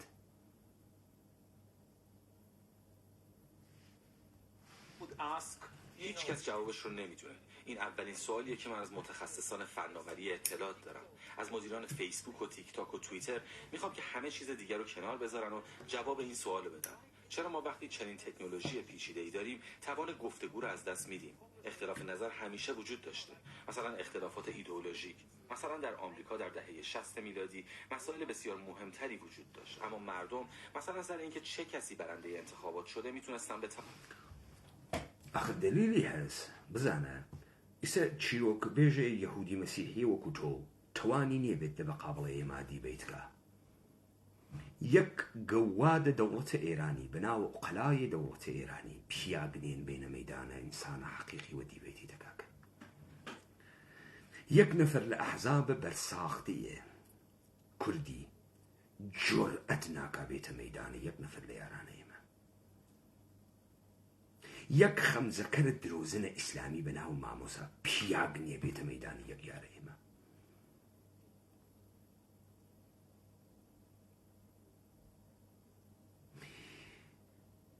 ئێوە پیاگە گفتوگۆ نیەن چون دەستان بێدەلیلە حەچێکتان نییە چۆنیەتی ڕەماڵی و درۆزنی و درۆوتنتان تەواو بووە کارکردە علم و ختمیەتە کەلامە دانشگای ئەکسفۆرد و هاروارتان تەواو بووە علم ئەوەسە واقعیت و حقیقت ئەوەسە بتوانێ سەدان ئینسان بە شێوەی واقعی لە کنار یەکتریادا بنیت ئەوانەی ئێوە ئەیکەن یا مشکڵە نانە یا هەند توالەتە یا سێکسە کەسێ بۆ ئازادی خۆی کەسێ بۆ دەسەڵاتە خۆی کەسێ بۆ شکۆ و سەروەریە خۆی بە معنای متعالیە ئینسانیە لەگەڵ کەسێکی ترا ڕێ نەکەوت کە متفاقە فقط لە ئاخیزە کردووارە سەر بەخوا کەوتەکە ئێوە جەهانێکی ترازیانی واتانە دروست کردە ئیستە خرا و خەریکە لێتانە ترازێت به توافق برسن حالا توافق بر سر بدیهیات هم غیر ممکن شد بزن هەر لەم سەرزەمینە ئێمە مشتێ بێشەرەف بەناوت توولە حیزبی موجودن تێڵاکە تا بێخوا لە ناوت دەمیانە تەقەی دێت لە قەی دیوارەکە کۆمەڵیان نەما دموکراتیان نەما پڕۆژەی دەوڵەتە ئێرانیان شکستی خوارد ماهیەتە تاریخی خائینانەیان دەرکەوت چهرەی کەسیفیان نابود بوو هەر حەپەیان دێت لە دوور و قوزەیان دێت خۆیشیان باوەڕیان و خۆیان نییە تەواو بوو خوێڕیەکان و کوردبازیە پەکەکە و ئەقلیمە کوردستانیش تەواو بوون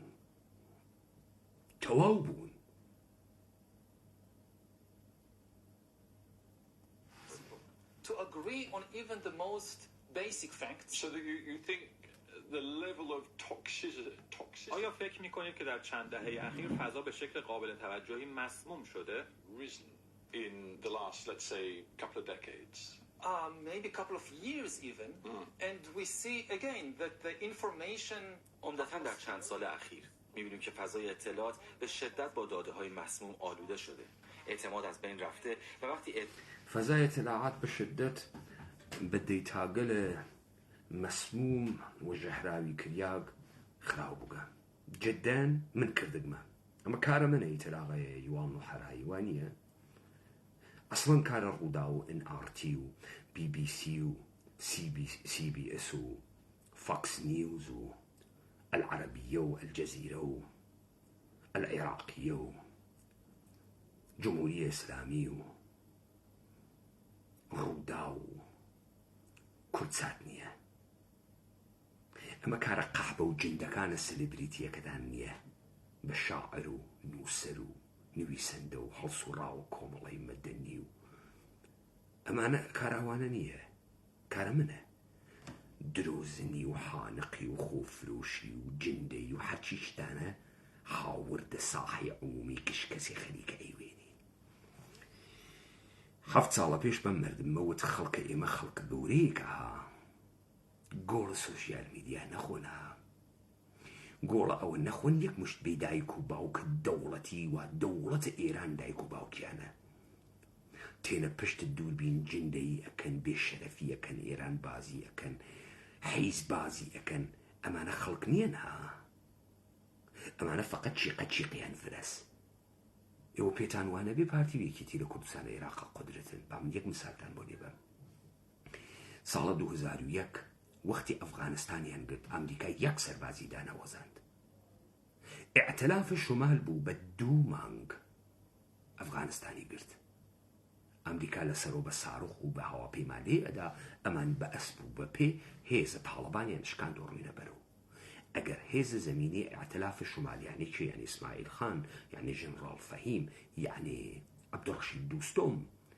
و ئەمانەوەینا تاڵەبان لەبێ ناچوو ئەمریکا سەربازی بوردە شێڕیان لە بڕی ئەوڕی ئەفغانستان ڕێگەوبانی نییە تۆ حاڵیتە متری جادەی قیرتاوی نەبوو متری ڕاهەنی نەبوو بەچی ئەفغانستان ئەگری سوارەکانە عەبدوڕەشید دووستم سوارە بەرئەسپ شەڕیانە کرد ساڵە 2001 2001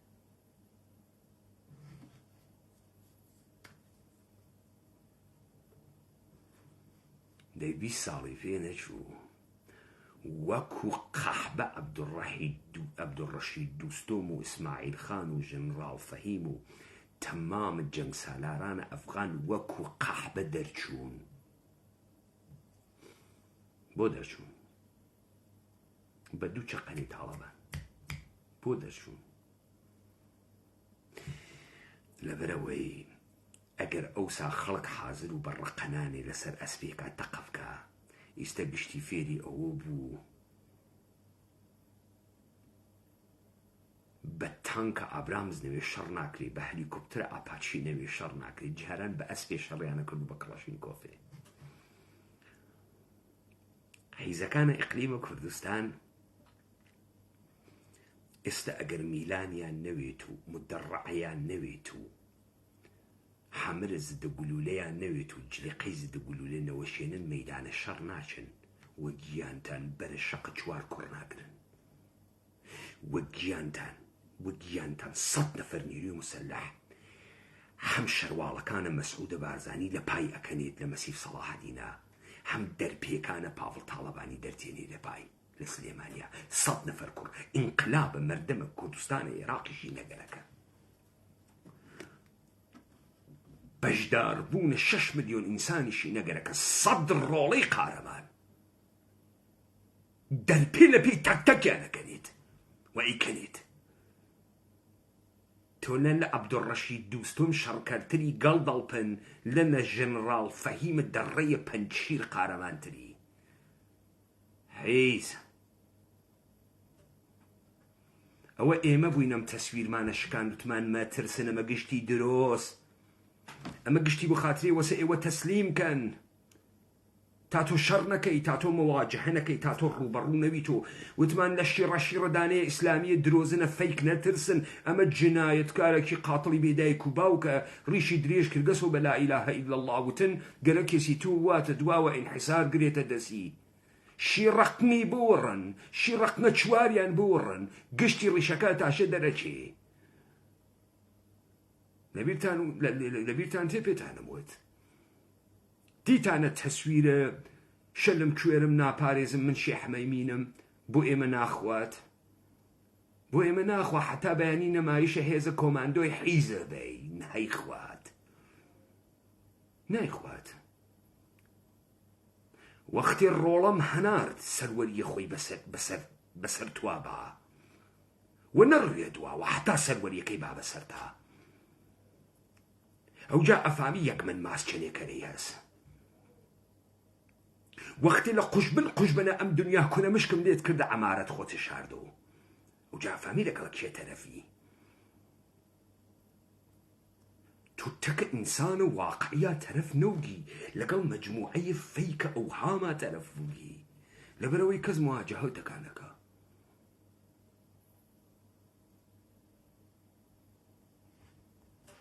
اعتماد بین مردم از بین بره دموکراسی غیر ممکن میشه.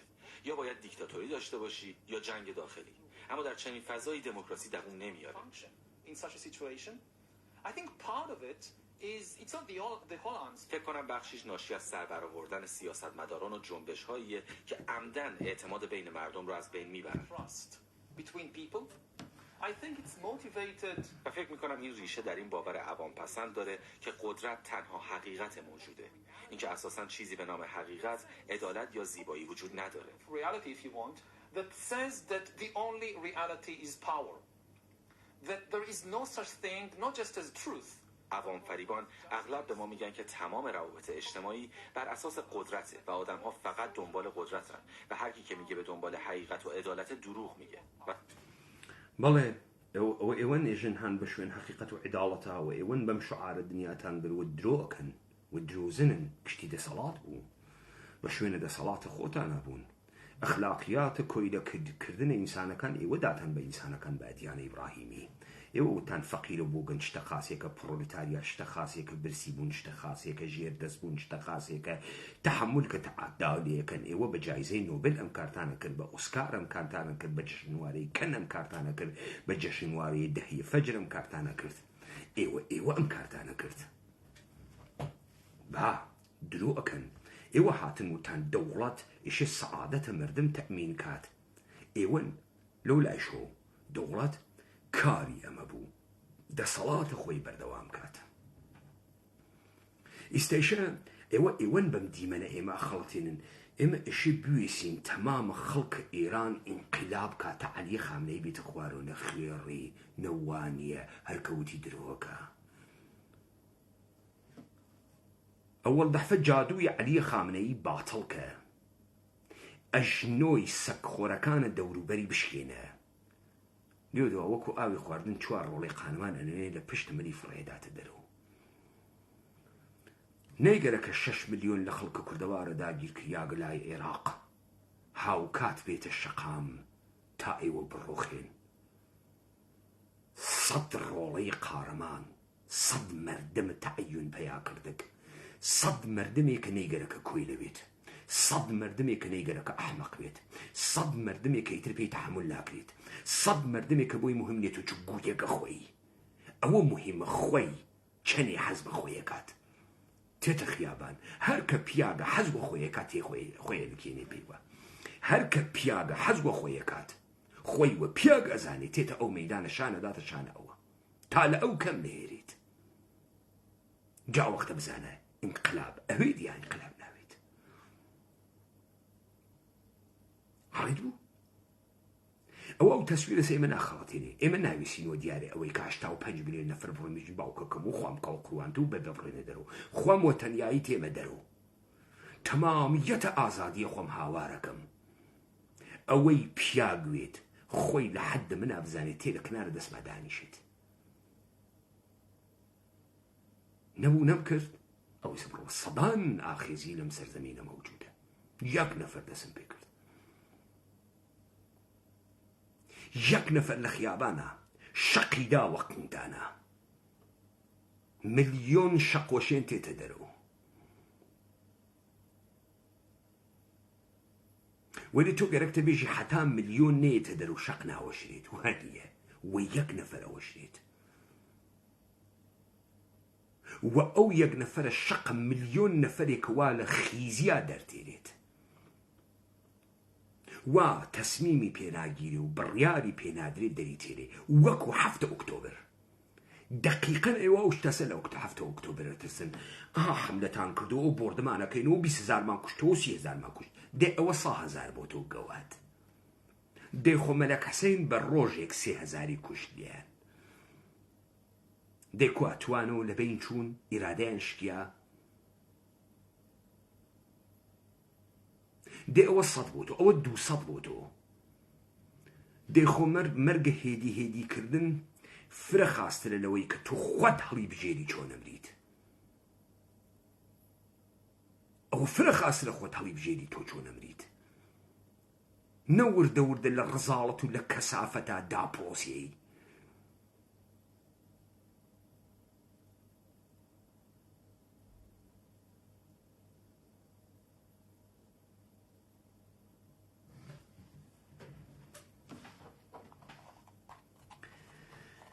پس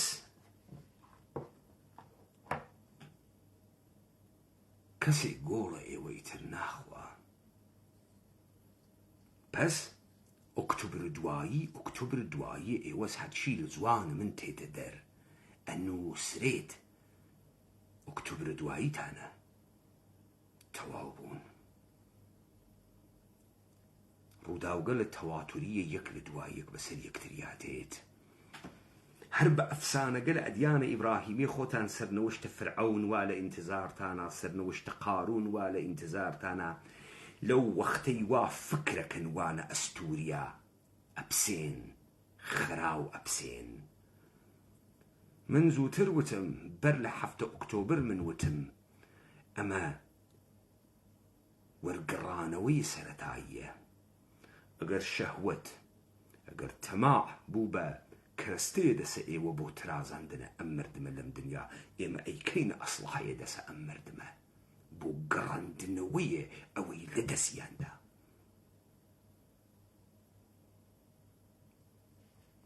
و در واقع دنبال قدرت tells you that they are interested in the truth or in justice. This is just a ploy to get power. And they also tell because of اونا همچنین میگن که به همین دلیل هر نهاد و سازمانی که به دنبال حقیقته مثل دانشگاه یا روزنامه ها یا مثلا دنبال مقابله با بی‌عدالتی مثل دادگاه ها همه دروغ میگن و صرفا به دنبال ئەرێ گشتی درۆکە گشتی و ئامین و سەلیمی گەرە گشتی درۆکە گشتی دەسەڵاتی گەرەکە گشتی تێ فکرەکە و ڕێگەیەکی ئاسان و هاوسۆزی کردن و بەڕاستی تۆ بۆ گەنیت و بەڕاستی تۆ حیزیت و بەڕاستی من شەریکە دروزەکەم بۆ حیزەکان و بەڕاستی من پارەکەمە قمە برسیەکان و بەڕاستی و تا بڕوات دەچی بگا بە کورسیە دەسەڵات ئێوە یەک عیدە لەسەر و دانیشتگن دائما بازیەکەن لە بینە خۆیانە ئەنا خوێڕی تۆ چیت مەسەڵەن بگی تۆ گەورەترین چیرۆک بێژە قەومە یەهودی مەسیحی تۆ چیت تۆ ئەگەر عیدەیەک تۆ شانتاژ نەکەن بۆ چێشێ ملیۆنها دۆلار پڕبڕاتە گیرفانە بابەتە خوزعبەلاتێکە ئێژیتی چیت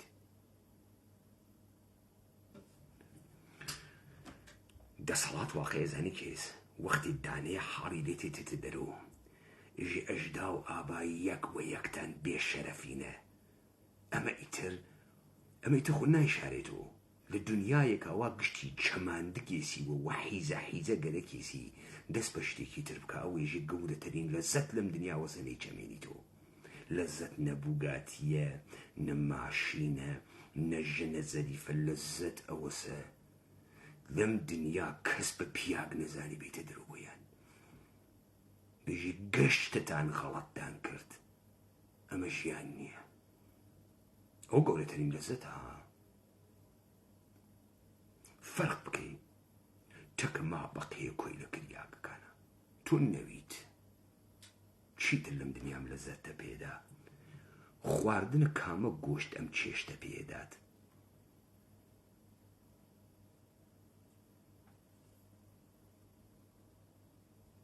قدرتن این نگاه بدبینانه اعتماد عمومی به نهادها رو از بین میبره cynical worldview, it destroys trust. But the problem is, Yuval, that there is a... ئەزانم ئەو قسانە ئیسەکردم خەڵک لەوانەیە لێم تێنەگا بزانن پیاوێک ئەگەر لە وجودە ژنێکە بێجگە لە ڕەوابەتە جنسی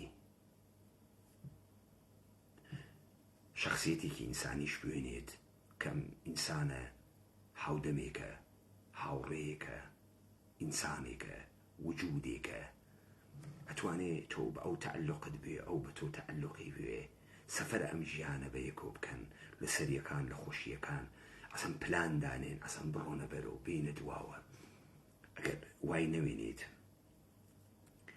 وەسرفەن پێی وابێت کە ئەبزارێکی جنسیە وەختێ سەکسی تەکاکە سەکس تەواو ئەوێت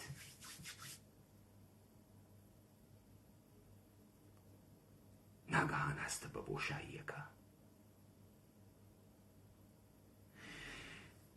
چۆن ئەزانی هەستە بە بۆشاییەکە لە نیشانەکانی تریەوە ئەزانی چۆن تۆ نەخۆشی ئەخوێنی تۆ بە نیشانەکانی تری ئەزانیت بزانە ئەگەر ئەو لەحزەوە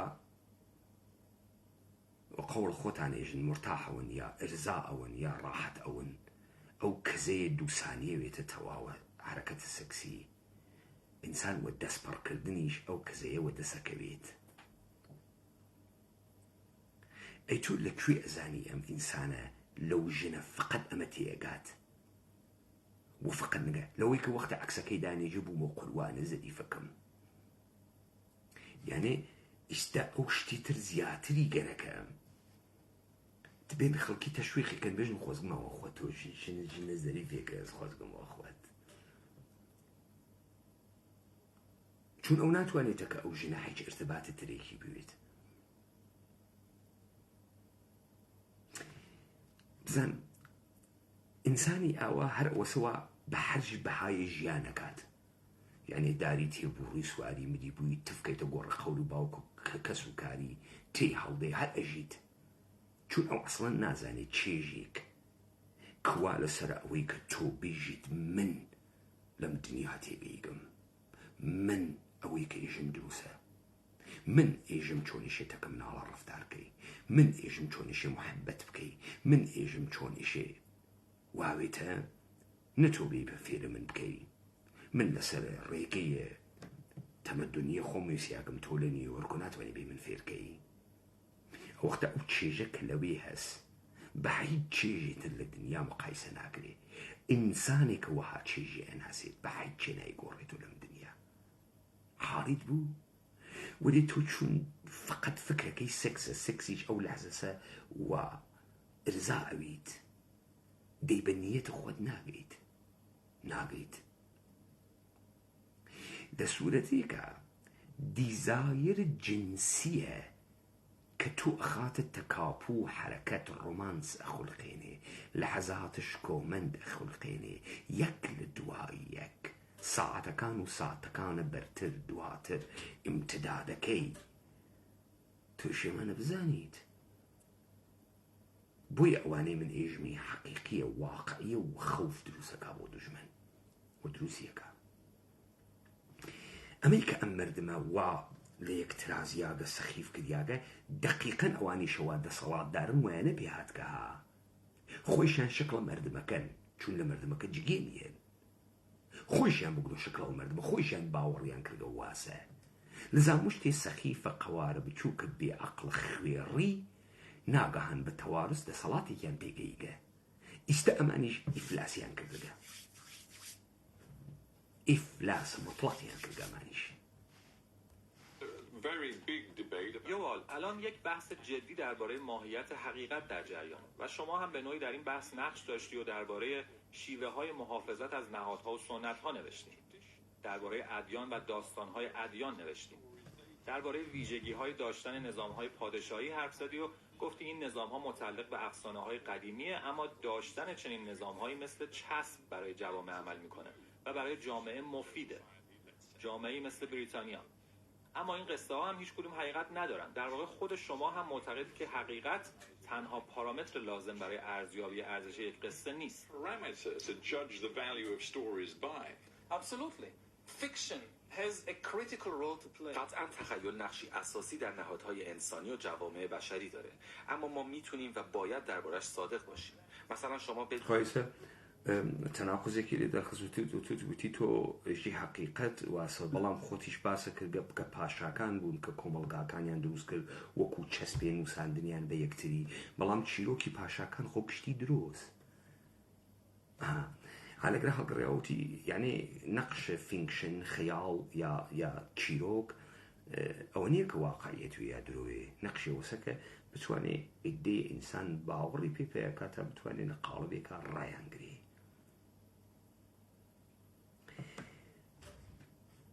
ئیسا دیکتانە بۆچی تۆ سالادە مختلفە مەلای ئیسلامی تەس کارکردە ئیسلام چییە؟ کارکردە یەهودیەت و مەسیحیەت چییە؟ مەجموعەیەک ئینسان هەوسارەکەی بە ڕەوایەتێک ناوی تەکەن خۆن پاڵێن و هەچێمەکەن دوعاکەن خوای خا دوعاکەن حاکم هەر خاسە و بەزنیامین و بەزین و چوو لە دقەی ناکا و قال ڕەسوول الله و ئەمە ئیتر نایخوا تەواو نایخوا چون هەر شتێ سری قەواعد و ئوسولی هەست ئەگەر تۆ ئێژی لە ئیسلامە قارونێک ئەڕۆخێت ئیشە قارونێک بڕۆخی خۆ ناگرێ نەڕۆخی ئەگەر تۆ قەومە لووتێکە هەست ئیشە قەومە لووتێ لە بین چی خۆ ناوی لە بین نەچێ تۆ بەخرافە داستانەکە خەریکی حرەکەتەکەی ئاخە تۆ سەلەفیەقنی تەسکێتێری دەرپێ کورتەکاتە پێی سوێڵی ئەتاشی متری ڕیشدا ئەنێ سەعاتی عەتر ئالە قژەکانی و زەڵفەکانی و ڕۆژێ چواردانە جیماعی پێ ئەکەن وە زۆرە وایەگرا دەخوێڕی گەوا دە ئاوا کوا ئەتوانێ دەم لە فینکشنە ئیسلام بە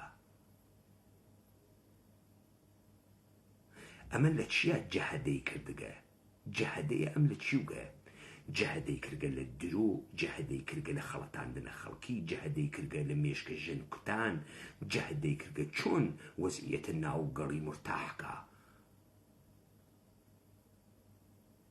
خۆ جەهەدەی نەکردگە لە ڕیاضەت جەهەدەی نەکردگە لە کیاسەت جەهەدەی نەکردگە لە حەجکام لەبانە قتال بۆ باوکی ماڵە قتال نییە تا قتال کات جۆدی لە چی کردگە دێ ئەمە درۆی دەرەخاتەوە و تەمامە ئەم چیرۆکانەی وا وتان درۆی تیادا چیرۆکە ئێرانیەت ئەمڕۆژە مردمە سەرزەمینە ئێمە دروزەکە وا کاورە لە ئاسمانگا لە 1,648,000 کیلومتر مربع متری ئاسمانگی نییە ئاسمان وا کاورانە دایکی بۆ ماگە نە باوکی بۆ ماگە نە ئەرتبات و کۆمەڵایەتی بۆ ماگە نە چیرۆک و داستانی بۆ ماگە هیچی بۆ نەماگە دائیمەن یا ئەشێ مەسکات یا ئەشێ مەوادە مخدر مەسرف کات یا وە شوێنە سەکساوێت هیچ معنایەکی نەماگە ژیانی هیچ لەزەتێ لەوە یەکبوونان ناوێنن بێدەسەڵاتیە مطلق نێ معلومە کاورە باوەڕ ناکا بە فینکشنە ئێرانیەت تەواونایکە ما بدون قبول کردن قوانین فوتبال نمیتونیم فوتبال بازی کنیم. همه میدونن که قوانین فوتبال تخیلی هستن و ما خودمون اختراعشون کردیم و چون این رو قبول داریم میتونیم تغییرشون بدیم. قانون اساسی کشور دروسه کاملا دروسه قواعدی هست دروسه کاورا هادوتی من کردبازی ئەەکەم ئێمە دیمان هیچ کردبازیەکی نەکردم قەح بە بابە بەناو پارتی و یەکێتی ئێمە دیمان لە هەر کوێکە قەرار بوو کورد سەری دەربێریم قەح بە بابە چوو ماوەڵەی کرد بە $100 فرۆشتی هاتو دو ئەوتی وڵا کورد نەیتوانی نەمانتوانی مردم معلومە مردمەکە خێری کە باشاکە ژە ساگ باب بابام کردبازیە قنە توی چۆر کردگە قنە فرە سەنگین و گەندووی کردگە ئەوەنە چۆنە بۆ ئێمە وانیە معلوم مردم باوەڕ پێی نامێنێ کشورام همینه. The same with the constitution of a country. If you think it comes from اگه فکر کنی که از طرف خدا وضع شده مشکل پیش میاد، چون در واقع یک سری قانون تخیلی داریم که یکی اصرار داره بگه اینا تخیلی نیستن و حقیقت محضن. یا مثلا 10 فرمان موسی رو با قانون اساسی آمریکا مقایسه کنیم. 10 فرمان ادعا میکنه که حقیقت محض و نه مخلوق تخیل انسان‌ها. برای همین هم قابل تغییر نیست. مثلا 10 فرمان به بردهداری اعتقاد داره، هرچند مردم خیلی بهش توجه نمیکنن. the 10th commandment, for instance, endorses slavery. People don't really think about it often, but the 10th commandment اما فرمان دهم میگه که چشم طمع به خانه و زمین و برده همسایه نداشته باشید. بر اساس 10 فرمان بردهداری اشکال نداره، اما چشم طمع به برده دیگران داشتن بده. و چون میگه که از طرف خداست شما نمیتونید تغییرش بدید. اما قانون اساسی آمریکا از همون اول توضیح میده که این مردم هستن که این قوانین رو وضع کردن و به همین دلیل مکانیزمی درش وجود داره که این امکان رو میده که اگر توافق جمعی شکل گرفت تغییرش بدن. پس بله ما به تخیل نیاز داریم، مثل قوانین تخیلی که برای فوتبال یا اقتصاد وضع کردیم، اما لازمه که درباره‌اش صادق باشیم که اینها ساخته خود ماست و قابل تغییره و این به جان بسیار عالی دەیسە تۆ بەم نەتیجە گەیت کە ئێمەشە بزانین نەمانە ئینسان سازن دەستکردە ئینسانن و ئێمەشە بتوانین بیگۆڕین ئەگەر نەگۆڕوێ شتە خەتەرناکێکە وەکو قسەی خوا دێوە خۆتان هاتن نسبی گەراییتان هاورد وتان ڕەوایەتگە لە کەلان کاری تەواو بوو چوو پەیکاری ئێوە خۆتان مردمێکی بێ باوەڕی خەسیاگی دەستەمۆکریاگی خوێڕی مەسەفگراتان دروست کرد ئۆکەی سەم خەڵکە باوەڕی نییە بە ئێرانیەت بڕوا کێ بوێنێت چون ئێرانیەت لە دڵی و کۆیلەی تێتە دەرو بێ هەمە چیزی تێتە دەرو دێم خەڵکە باوەڕی نییە بە کوردبازی دەمە قۆپانبازی لە دڵی و ئەقلیمە کوردستان تێتە دەرو ئەو فەسادە تابونە دەندانە تێتە دەرو ئێشێ بڕوا کێ بوێنێ چۆن پارتی گەواپاڵی داگەسێژی من تەکان ناخۆم لەوێ حتا دار نەکە نەوەڕ نەقنی تەکان ناخوا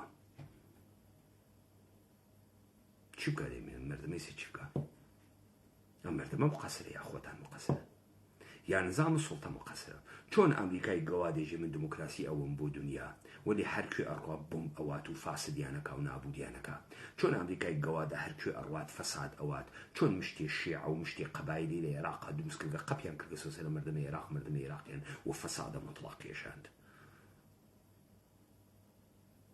چۆن دەیشێ ئێوە ئەم گشتە تەزادەوا دروستان کردە ڕۆژێک فکرتان کردایەت و ئەم بەشەرە مەوجودێکی منعەتفی تێگەیشتووی ئاقڵ بەڵا و ئیمکانی هەز ئیدەیە بترازێن ئیمکانی هەز ئیدەیە بترازێن و تەمام ئەم کەرەستانی بەردەستیەوە شمشێر دوودەمە و ئەتوانێت لێتان بشێوێنێت. جامعه هم قدرت میده هم انعطاف پذیری. And therefore we can change them under certain circumstances. And this is what gives society this combination of strength and flexibility. Now, no one listening to you, even right now, could doubt your ability to capture. کسی شک نداره که شما قدرت خارق‌العاده‌ای در دریافت، تحلیل و قابل فهم کردن ایده‌های مختلف برای مردم جهان دارید. اما اخیراً تغییراتی کردید. شما از این که صرفاً یک روشنفکر و متفکر و تحلیلگر باشی دست کشیدی و دست به مشارکت سیاسی زدید. ئیتر کەسێک کتمانیەوە ناکە کە تۆ ئینسانە ژیرێکی و مەسائلە پیچیدە سادە کەی تۆ خەڵک بفامێت، بەڵام تۆ ئیتر لە تەحلیلکردن و شرۆڤەکردن دەرهاتکی ئیستە بووگی بە هەڵسوڕاوێکی سیاسی لە یوان و حراریە پرسێ بۆ ئیتر فقط تەحلیل ناکە ئیستە هەڵسوڕاوی هەڵسوکەوت سیاسی شەکەی.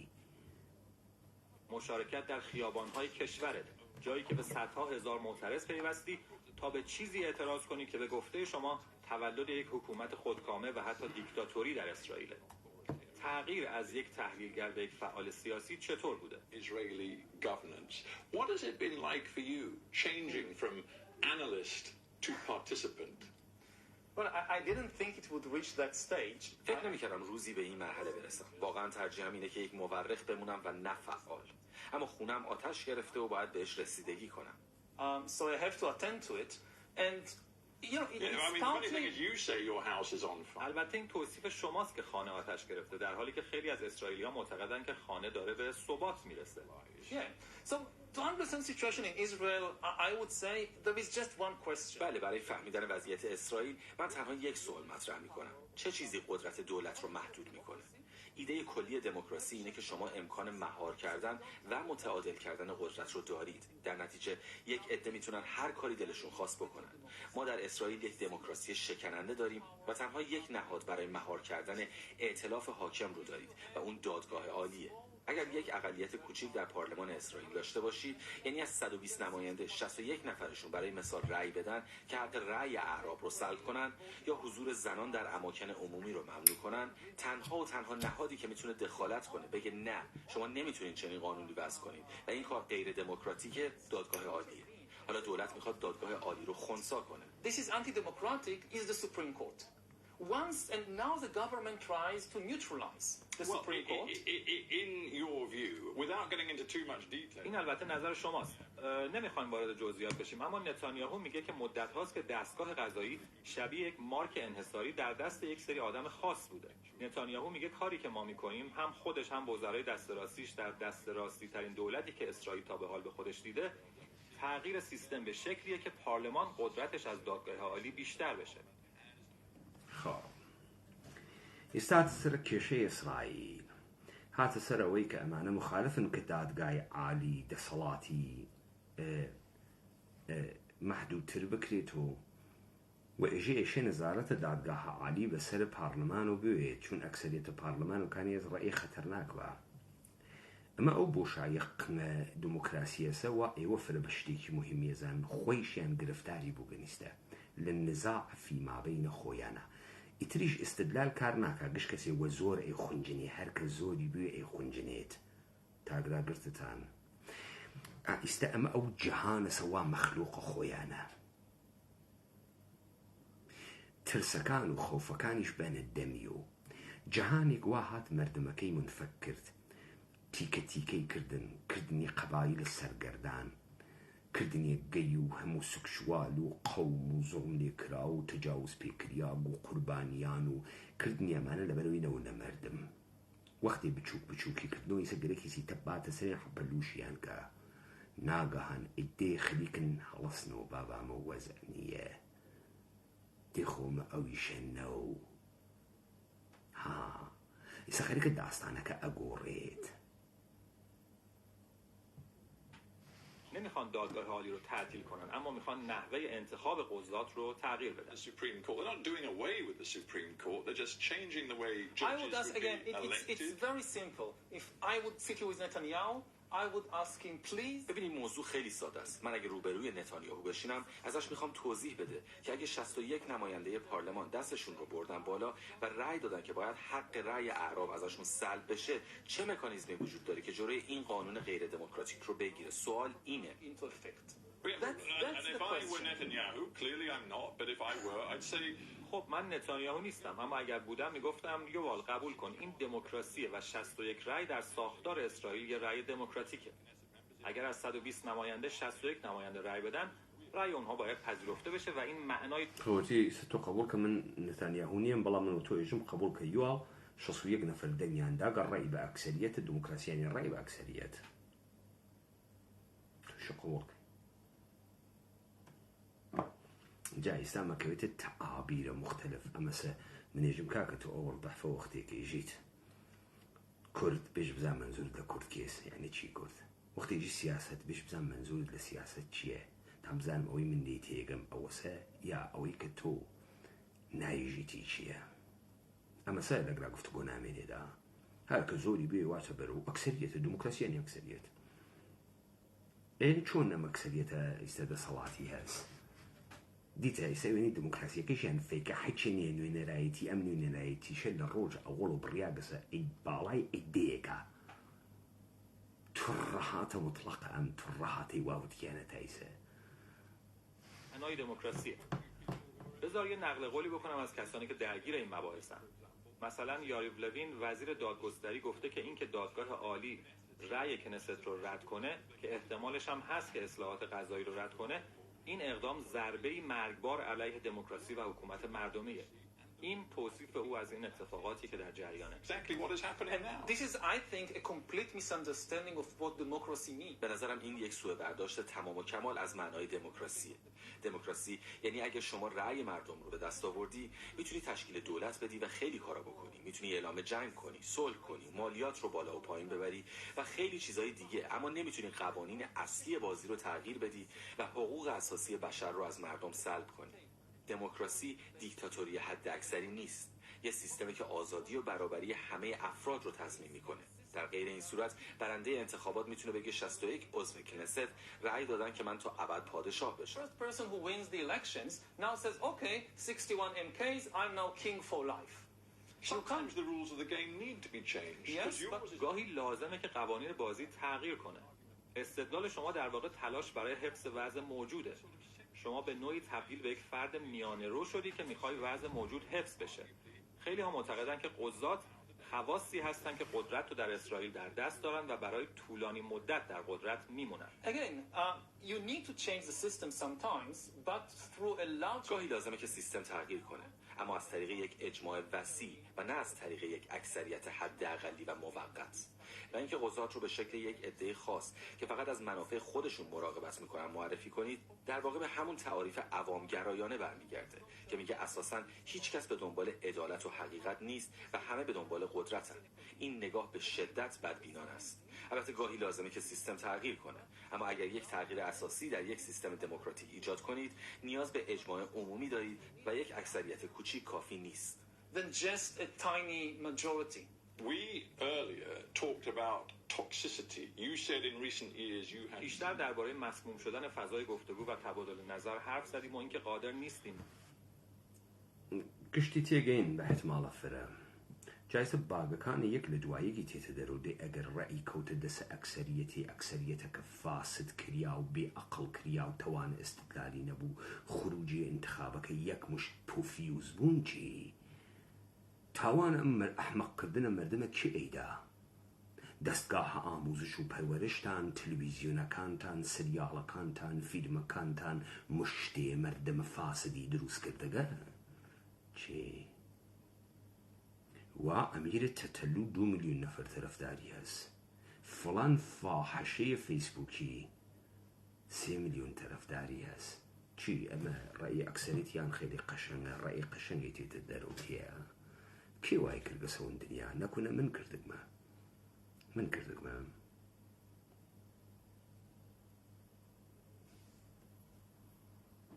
بر سر یک هدف مشترک به توافق برسیم. آیا خود شما بخشی از مشکل نیستید؟ وقتی به نوشته‌های اخیر شما درباره شرایط اسرائیل نگاه می‌کنیم، مثلا در هآرتس چند ماه پیش نوشتی که شرایط هولناکی در اسرائیل در جریان و این کشور داره تبدیل به کشوری یهود ستیز میشه. شما همینطور نتانیاهو و وزراش رو متهم کردید که چپگرایان رو تخریب میکنن و دارن اسرائیل رو تبدیل به یک دیکتاتوری میکنن. اگر بخوایم از ادبیات تحریف‌آمیز حرف بزنیم، به نظر من از این ادبیاتی که شما در اسرائیل یک کشور یهودی استفاده میکنید تحریف‌آمیزتر ندارید. Language, I can't imagine much more inflammatory language to use in Israel, the Jewish state, than the language you use. Well, I would say that the Netanyahu government has من معتقدم که دولت نتانیاهو درسی که 2000 سال یهودیان یاد گرفتن رو فراموش کرده و داره به عمیق‌ترین اصول یهودیت خیانت میکنه. در مقیاس کوچیک دارن تلاش میکنن سیستم رو در اسرائیل تغییر بدن، اما در تصویر بزرگتر دارن یک یهودیت جدید ایجاد میکنن. برای 2000 سال یهودیان قهرمان حقوق اقلیت‌ها بودن. اقلیت‌ها خیلی وقتها فقط 1% جمعیت بودن و پیامشون این بود که حتی اگه تنها 1% جمعیت باشید اشکالی نداره که با بقیه فرق داشته باشید، فکر و رفتار متفاوتی داشته باشید. حالا دولت نتانیاهو یهودیەکان 2000 ساڵە قەهرمانە دفاع لە مافە کەمینەکانن. یهودیەکان 2000 ساڵە ئەیانوت قەیناکە ئەگەر لە سەتا یەک بیت بەڵام لەگەڵ خەڵکیا فەرق بکەی. هەیوێکیان نییە، تایبەتمەندی بە تۆدا. ئەرێ گەواتە دروستە دفاعتان لە حقوق ئەقەلیەت چۆنە کرد؟ ئەقەلیەتتان دروستە کرد، اختلافتان ئەخستە بینە مردم. دروستە ئەمڕۆ هەر کەسێژێ کورد خوێڕیە جووە، هەر کەسێژێ ئیسرائیل خاسە جووە، هەر کەسێ توولەی دەوڵەتە ئێرانە جووە، هەر کەسێک گەوادە وەکو بنەماڵی بارزانی تاڵەبانی جووە، وەکو عەبەوجەلان جووە، وەکو خاندان سەرانە ئەحزابە کوردی کشتی جووە گەوا باو کشتن بنە جوون دایکە دنیاتان سەرویس کرد تا سوارە دنیا بوون. ئیستا ڕەوایەتتان بە ئەدیانە ئیبراهیمی و بە شەیخ و بە مەلا و بە قەشە و بە کەنیسە و بە چیرۆکە ئەدیانە ئیبراهیمی و بە داستانە ئەیوب و بە داستانە داوود و بە داستانە فڵان و بە داستانە فڵان بە هەنێ داستان سوارە ملێم دنیا بوون. ئیستا قودرەتتان گرتگە، ئیستا ئیتر دفاع ئەقەلیەتی نەگەرەکە، ئیستا وەختێسی پەردەکە لابەن بێژن ئێمە خودای سەرگۆی زەمینین. ئیستا ئەو مەرحەلەسە و من لەو مەرحەلەیەوەم گرتگە. ئێوە من دروست هاتم وتم سەرزەمینە کوردەوار، سەرزەمینە مەوعودە ئێوەسگەرەکتان ئالەوێ پەردە لە سەردەم و چاوتان لابەن. بۆیە دەوڵەتە ئێرانی مهمترین دەوڵەتی یەهودە. دروست کردم نە؟ ئیستا تۆ ناڕەحەتی لەوەی کە ئەمانگەرەکیانە پەردەکە لادەن بێژن سەروەرانە جەهان ئێمەی.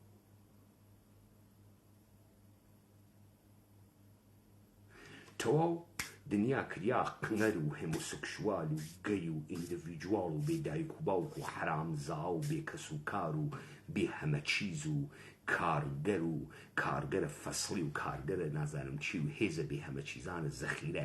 تەواو ئەمانە گشتی کریان و ئەقلیەت و یەهودیەت دفاعی لیان کرد. تەواو دە ئیستا پەردەکە لادەیژی حاکمە جەهان خوامە و تۆ خۆت ئیستا ناڕەحەتی لەوە، چون تۆ متاسفانە خۆتیش کریاگی و ئەقلیەتە جنسی.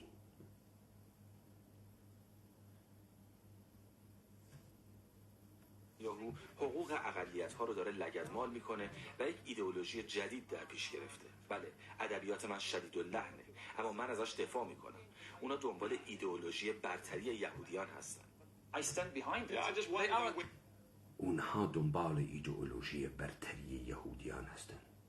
تەواو ئەوە نییە قەح بە باب لە کوردستانە ئاوای بۆ ئەکائێژی ئیسرائیل جۆکان دنیا و زۆری دنیا و جۆکان و یهودیەکان و ئەمریکایەکان.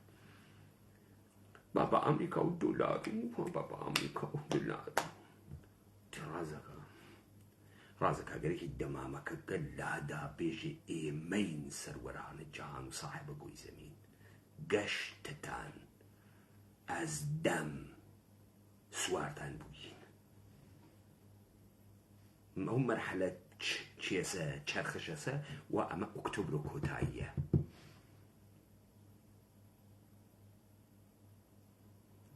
2000 ساڵ ژەهرتان کردن لە شەم بەشەرە لە 300 ساڵ ڕابردووە و کۆی زەمینتان تەغییردا. Adopting an ideology of Jewish supremacy. I just wonder whether your language is a little... سوالم اینه که شاید ادبیات شما خطرناک باشه و به نوعی عاری از درک طرف مقابل باشه. من دارم به طرف مقابل این بحث در اسرائیل فکر می‌کنم. خیلی از کسانی که در اون طرف بحث هستن اقلیت‌هایی مثل ارتدوکس‌های تندرو هستن. شما یک اسرائیلی همجنسگرا هستید. فکر نمی‌کنی شاید درکی از مطالبات اون بخش از اقلیت‌ها نداری؟ مثلا وقتی از یهود ستیزی در داخل استکاکات نوبت یهودی بنیادگرا خیناکا یهودی بنیادگراست تو به عنوان گیک خریکی تاییدیانه گی ادبیاتیان خریکا اگوری دیکته خریکا کلنا ما حرطالك بي بي سي ها صراحة بي اجي چون خود اقلية الجنسيت حقوق الطرف مقابل كراست افراتية وارتودوكسة در نظري ناقلي ايبو انقصان بوي مناكي قوابوك ايبو انقص بوداني يهوديكي استيت خو من اما نوتك مجري برنامج حرطاق خريكه وكاوراجي چون خود اقلية الجنسيت چون تويس خود فربي مهمة وبلام اوانه خانش اوانه بي مهم دي اما بو تمام وقع باني نظام السلطة ولا سرزمين اما بعنوان الدم شرمق وحزبي باس قسانا كرد نور مكان نظام السلطة هاوردو بيخنا وهدي جامعي اما استزورك قيقسا قنيان قركيانا پردي قوري خويان نابدن تندروبون خاصة وخويان وانش حقيانوز نظر خويان بيجن چون اما حقمانو نظر خومان بيجن تا دمانا كردوتانو قاوكينو پوليس جهاني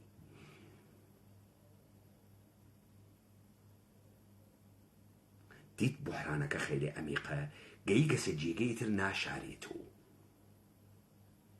ناشاريتو ما يلمانا سروري نيجين سروري بوشي نيجين سروري تو بو يجي جين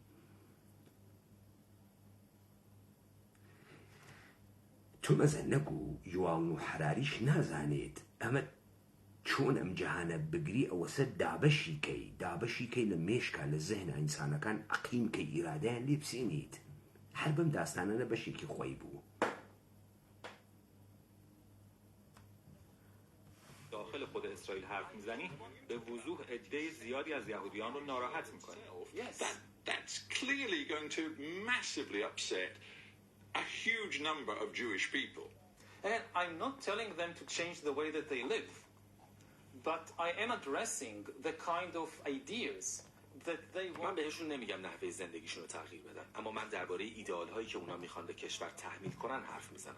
اونا خیلی هم علنی در این باره حرف میزنن. دولت نتانیاهو عملا راه حل تشکیل دو کشور اسرائیل و فلسطین رو کنار گذاشته و ایده هایی رو مطرح میکنه که اما از حرفهای شما چنین برمیاد که پیش بینی میکنید که ممکنه نوعی درگیری یا جنگ داخلی بین یهودیان در اسرائیل در بگیره.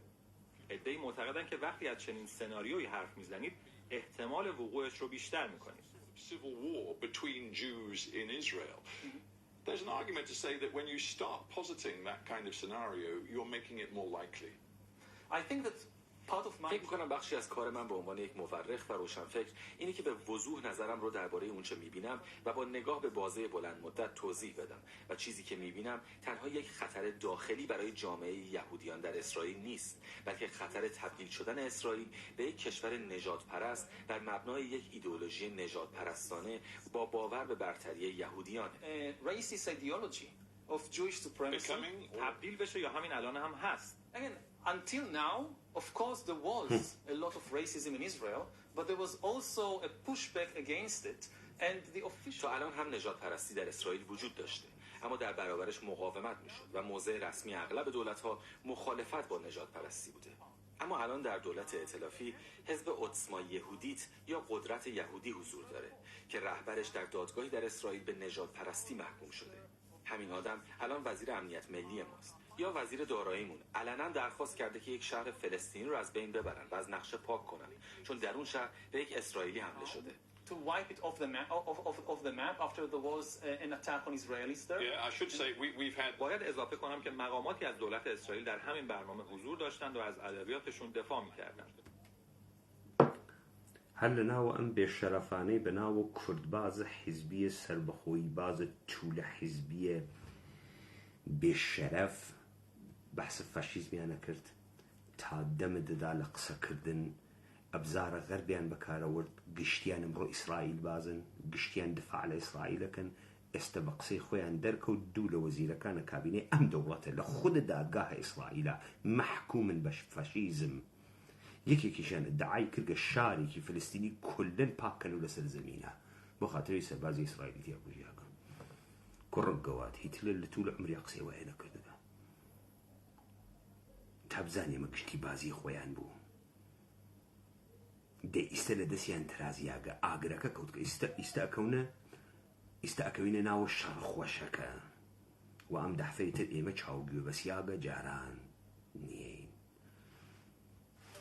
یه سوال دیگه درباره اسرائیل بپرسم. شما هنوز اونجا زندگی میکنی و اخیراً نوشتید که تا به حال هیچ وقت به طور جدی به ترک اسرائیل فکر نکرده بودم، اما شک دارم بتونم در جایی که هیچ حمایتی از حقوق اقلیت‌ها و آزادی بیان نمیکنه به زندگی ادامه بدم.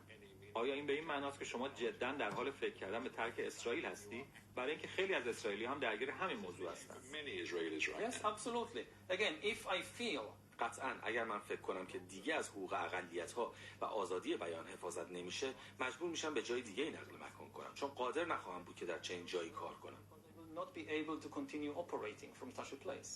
Before we end, I want to move from that very personal. قبل از پایان برنامه میخوام از موضوعی که تبدیل به موضوعی شخصی برای شما شده عبور کنم و به موضوعی به مراتب بزرگتر بپردازم که میدونم برای شما هم خیلی مهمه. جهان دیجیتال و ورود سریع هوش مصنوعی به این عرصه. شما معتقدید که این موضوع به شدت خطرناکه. پیشتر درباره توان ما برای قصه گویی صحبت کردیم و هوش مصنوعی میتونه اصالت قصه هایی که ما انسان ها میسازیم رو از بین ببره. It's the authenticity of the stories that we humans tell ourselves.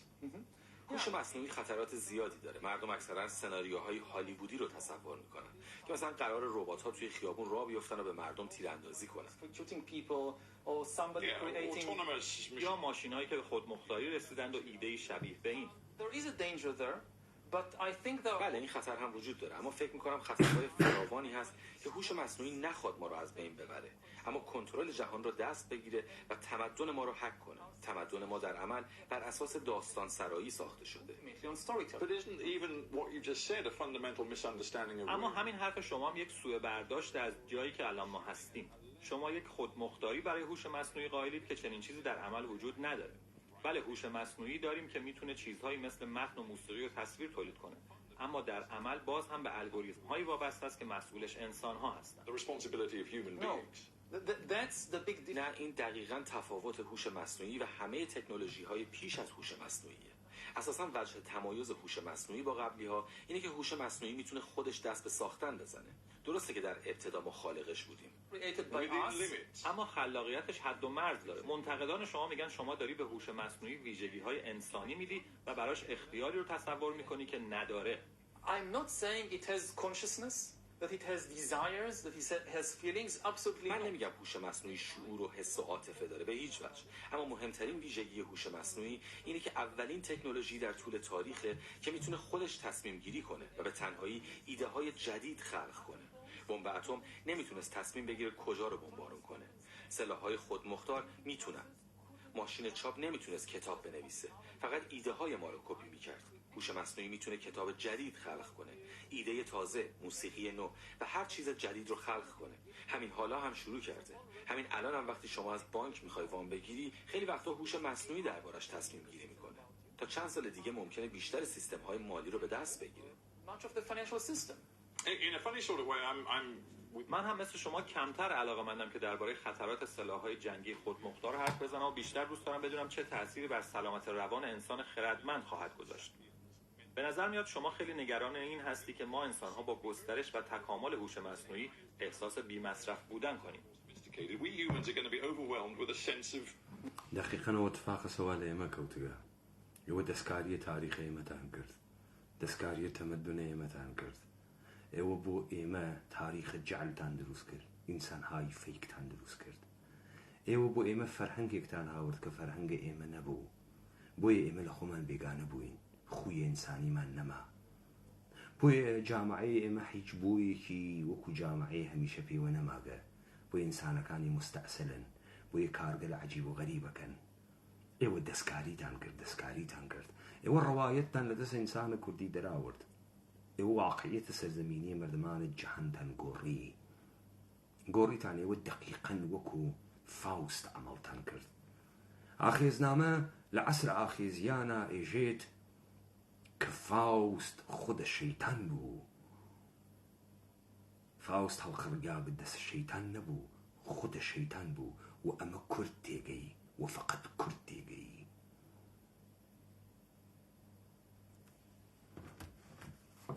من ئەگەر گەرەکم بێت ئادرسێکی دروست بدەمەوە لە عەسرە ئاخێزیان ئێوەمانان خوی ئێمەتان گۆڕی ئێستا ئەترسن ئەربابێکی تر لە دەسە ئێوەی دەربێری و جەمە و نەوێتەوە بۆتان ئینسانەکانی تر نەخوێنرەوە بۆتان هەوسار نەتوانن کەنە مریان مەوجوداتە عەجیب و غەریبەی لاو دەربێن بە تەمامە درۆگەلێکە ئێوە کردانە وجودە ئینسانانە و دەستکاریتان کردن چۆنێ وتم دەخاڵەتە ئینسانانە نە ئەبوایە بتان کردایە نە ئەبوایە دەستکاریە مردمتانە کردایە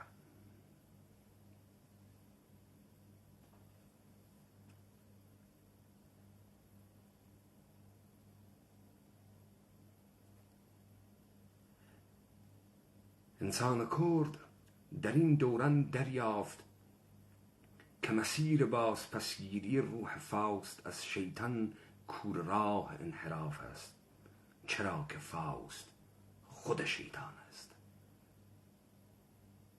او خودان قبل هوش مصنوعی بون او خود شیطانن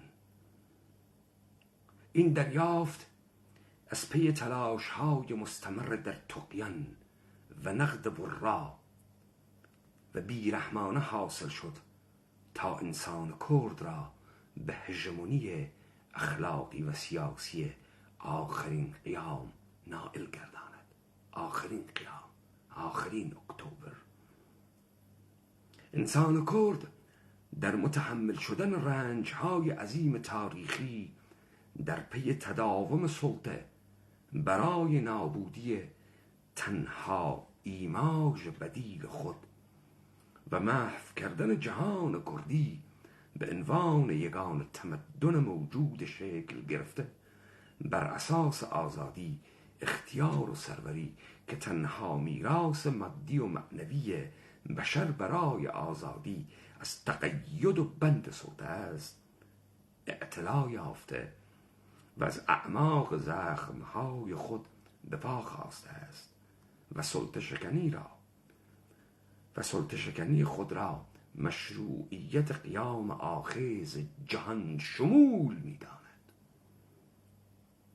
دشمن انسان کرد نه نظام بردهداری و فئودالی اروپا که قصد و توانی برای جهانی شدن نداشت بلکه سلطه مالی مصرفی متاستاز یافته در تمام جهان است لذا به حقارت تعقیب خواسته های جزئی و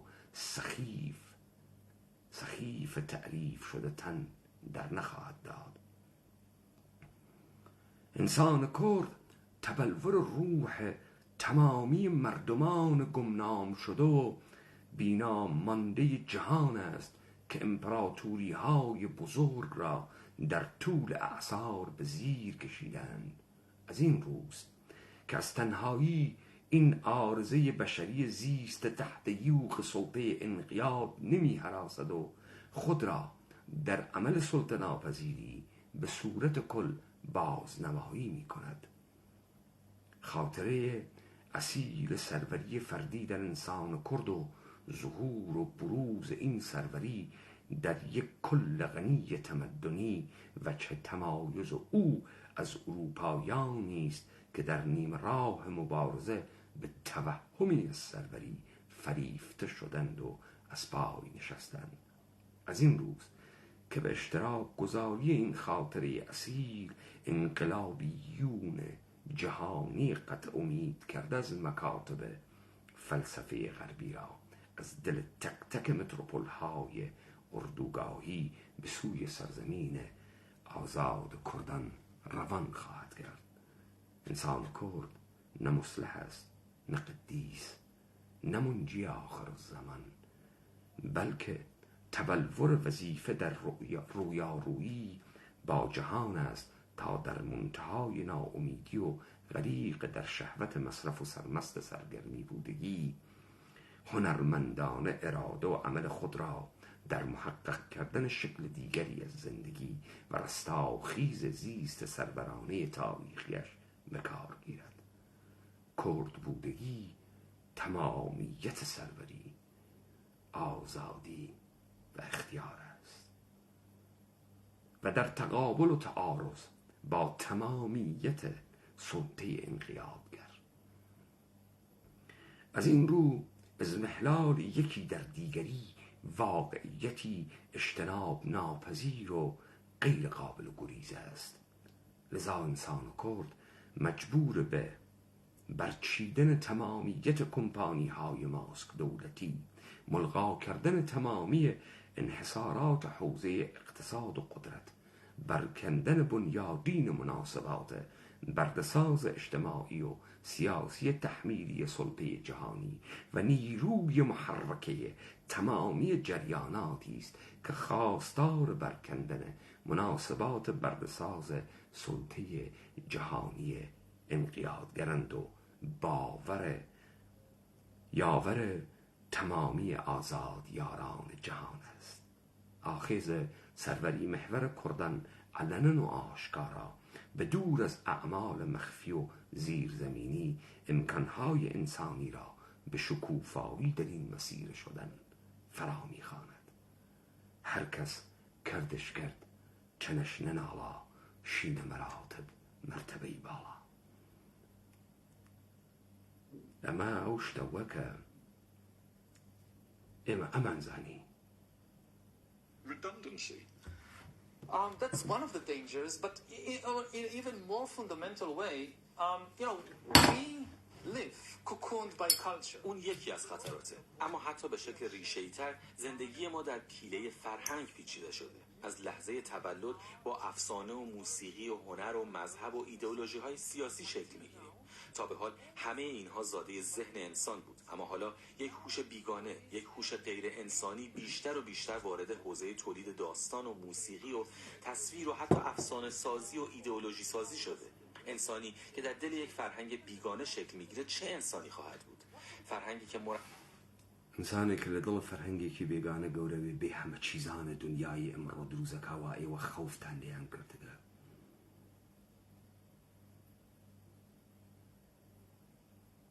مردم ایمه دروزکا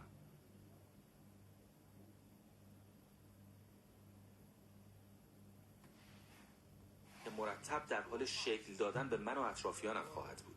این لزوما یک سناریوی قطعی نیست، ما نمیدونیم. این صرفا یک تحلیله. And everybody else around me. This is not the kind of, clear-cut destructive scenario. We don't know. It's basically like, it's just as an analogy, yes? بوی وقتی کس چیروکی لم دنیا نما تازه چیروک بیج کردن هات. وقتی گشتی لنا و تقیدا گیری کرده بو تازه چیروک بیج کردن هات.